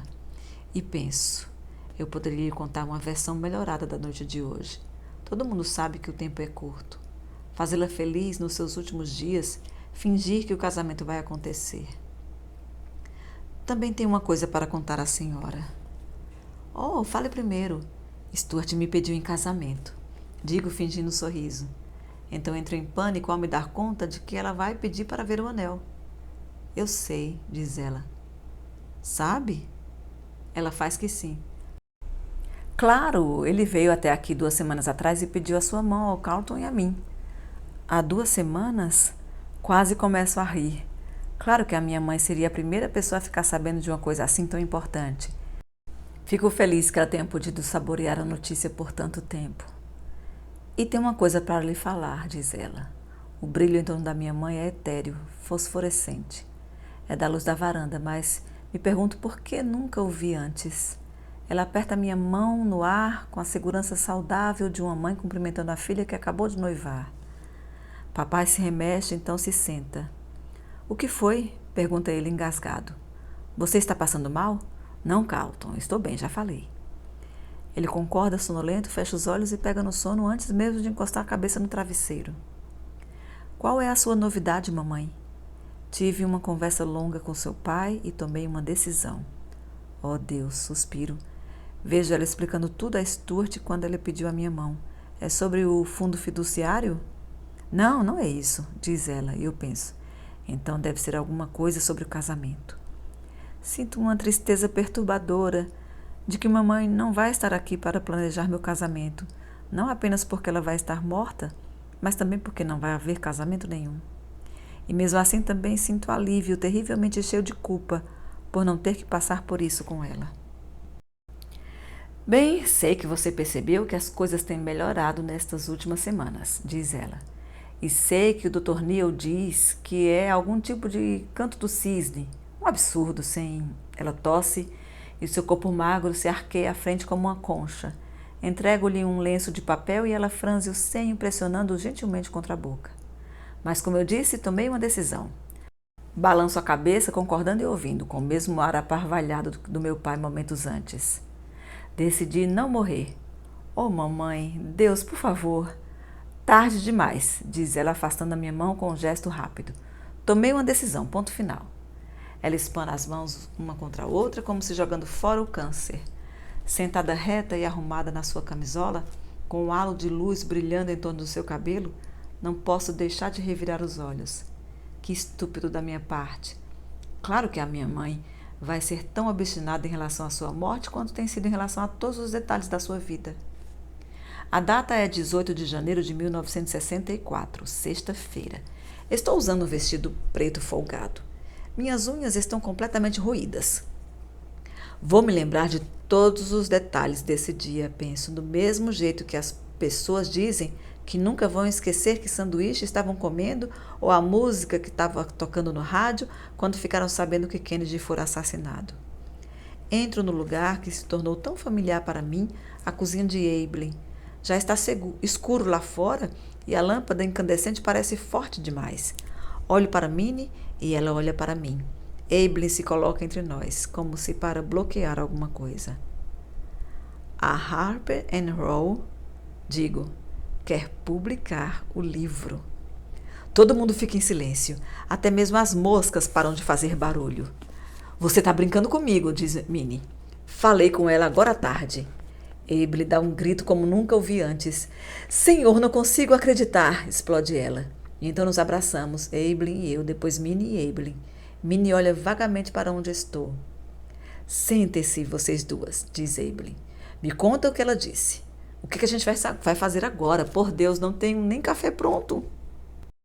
Nós nos sentamos e as duas não tiram os olhos de mim, se inclinando à frente. Os olhos de Abilene estão enormes. Fiquei em casa esperando com as notícias na mão durante 4 horas. A senhora Stein me disse claramente que se trata de algo pequeno, para mantermos nossas expectativas entre baixas e nulas. Sinto-me obrigada a comunicar isso a Abilene, para ela não ficar desapontada depois. Eu mesma ainda não entendi muito bem como devo me sentir a respeito. Escutem, ela disse para não nos entusiasmarmos muito, que o número de exemplares que eles vão lançar vai ser muito, muito pequeno. Espero para ver Abilene fazer cara feia, mas ela só ri. Tenta esconder o riso com a mão. Provavelmente só alguns milhares de exemplares. Abilene aperta a mão com mais força ainda sobre os lábios. Irrisório, disse a senhora Stein. O rosto de Abilene fica mais escuro que o normal. Ela ri de novo, com a boca tapada pelas mãos. É evidente que ela não está entendendo o que eu estou falando. E ela disse que é um dos menores adiantamentos que ela já viu. Estou tentando me manter séria, mas não consigo porque Abilene está prestes a explodir. Lágrimas brotam nos seus olhos. Menor quanto? Pergunta ela por trás das mãos. $800, digo. Dividido em 13 partes iguais. Abilene ri agora desbragadamente. Não posso fazer outra coisa que não rir com ela. Mas não faz sentido. Alguns poucos milhares de cópias e $61,50 por pessoa? Lágrimas escorrem pelo rosto de Abilene e ela acaba por deixar a cabeça sobre a mesa. Não sei por que eu estou rindo. Pareceu tão engraçado de repente. Minnie revira os olhos para nós. Eu sabia que vocês eram loucas, as duas. Dou o melhor de mim para contar a elas os detalhes. Eu não havia me saído muito melhor ao telefone com a senhora Stein. Ela soava tão prática, quase desinteressada. E o que fiz então? Me mantive séria como uma negociante e fiz perguntas pertinentes? Agradeci a ela por aceitar publicar algo sobre um assunto tão arriscado? Não, em vez de rir, me pus a gaguejar ao telefone, chorando como uma criança que recebe uma vacina antipoliomielite. Acalme-se, senhorita Phelan, dissera ela. Esse livro não vai ser um best-seller. Mas eu continuei chorando enquanto ela me fornecia os detalhes. Estamos oferecendo apenas um adiantamento de $400 e então mais $400 quando estiver terminado. A senhorita está ouvindo? Sim, senhora. E definitivamente vai ser necessário a senhorita editar um pouco o texto. O capítulo sobre Sarah está ótimo, dissera ela, e conto isso para Abilene, que ri e se contorce. Abilene funga, limpa os olhos e sorri.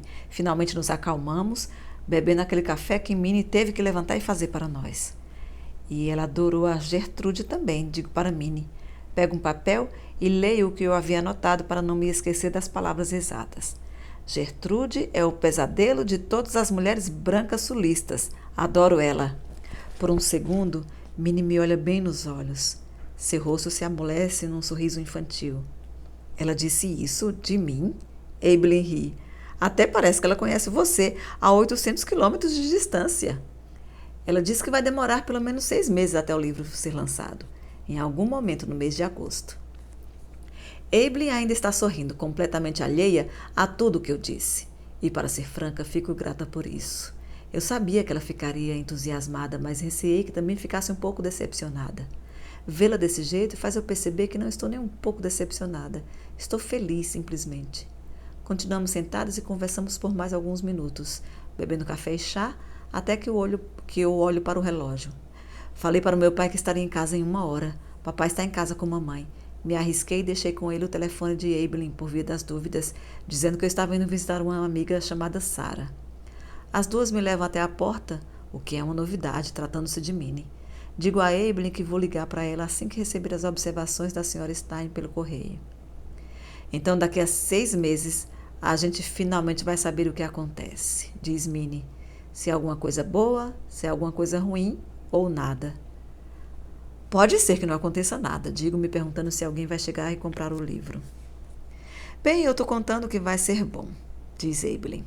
Minnie cruza os braços sobre o peito. Então é melhor eu contar com alguma coisa ruim. Alguém tem que fazer isso. Minnie não parece preocupada com as possíveis vendas do livro. Ela parece preocupada com o que vai acontecer quando as mulheres de Jackson lerem o que escrevemos sobre elas. E aqui termina mais um vídeo. Que coisa boa. Enfim, vai sair o livro, minha gente. Espero que vocês estejam gostando. Eu queria receber comentários comentando alguma coisa sobre a narrativa mesmo. Mas fiquem à vontade, estou aqui. Chegamos à página 497, tá, meus amores? E a próxima narradora, Evelyn. Se você chegou até aqui, eu sou muito, muito grata. E curte o vídeo, tá? Se inscreve no canal. Olha a playlist para você ler o livro. Ler ouvindo o livro completamente. Beijo, tchau, tchau.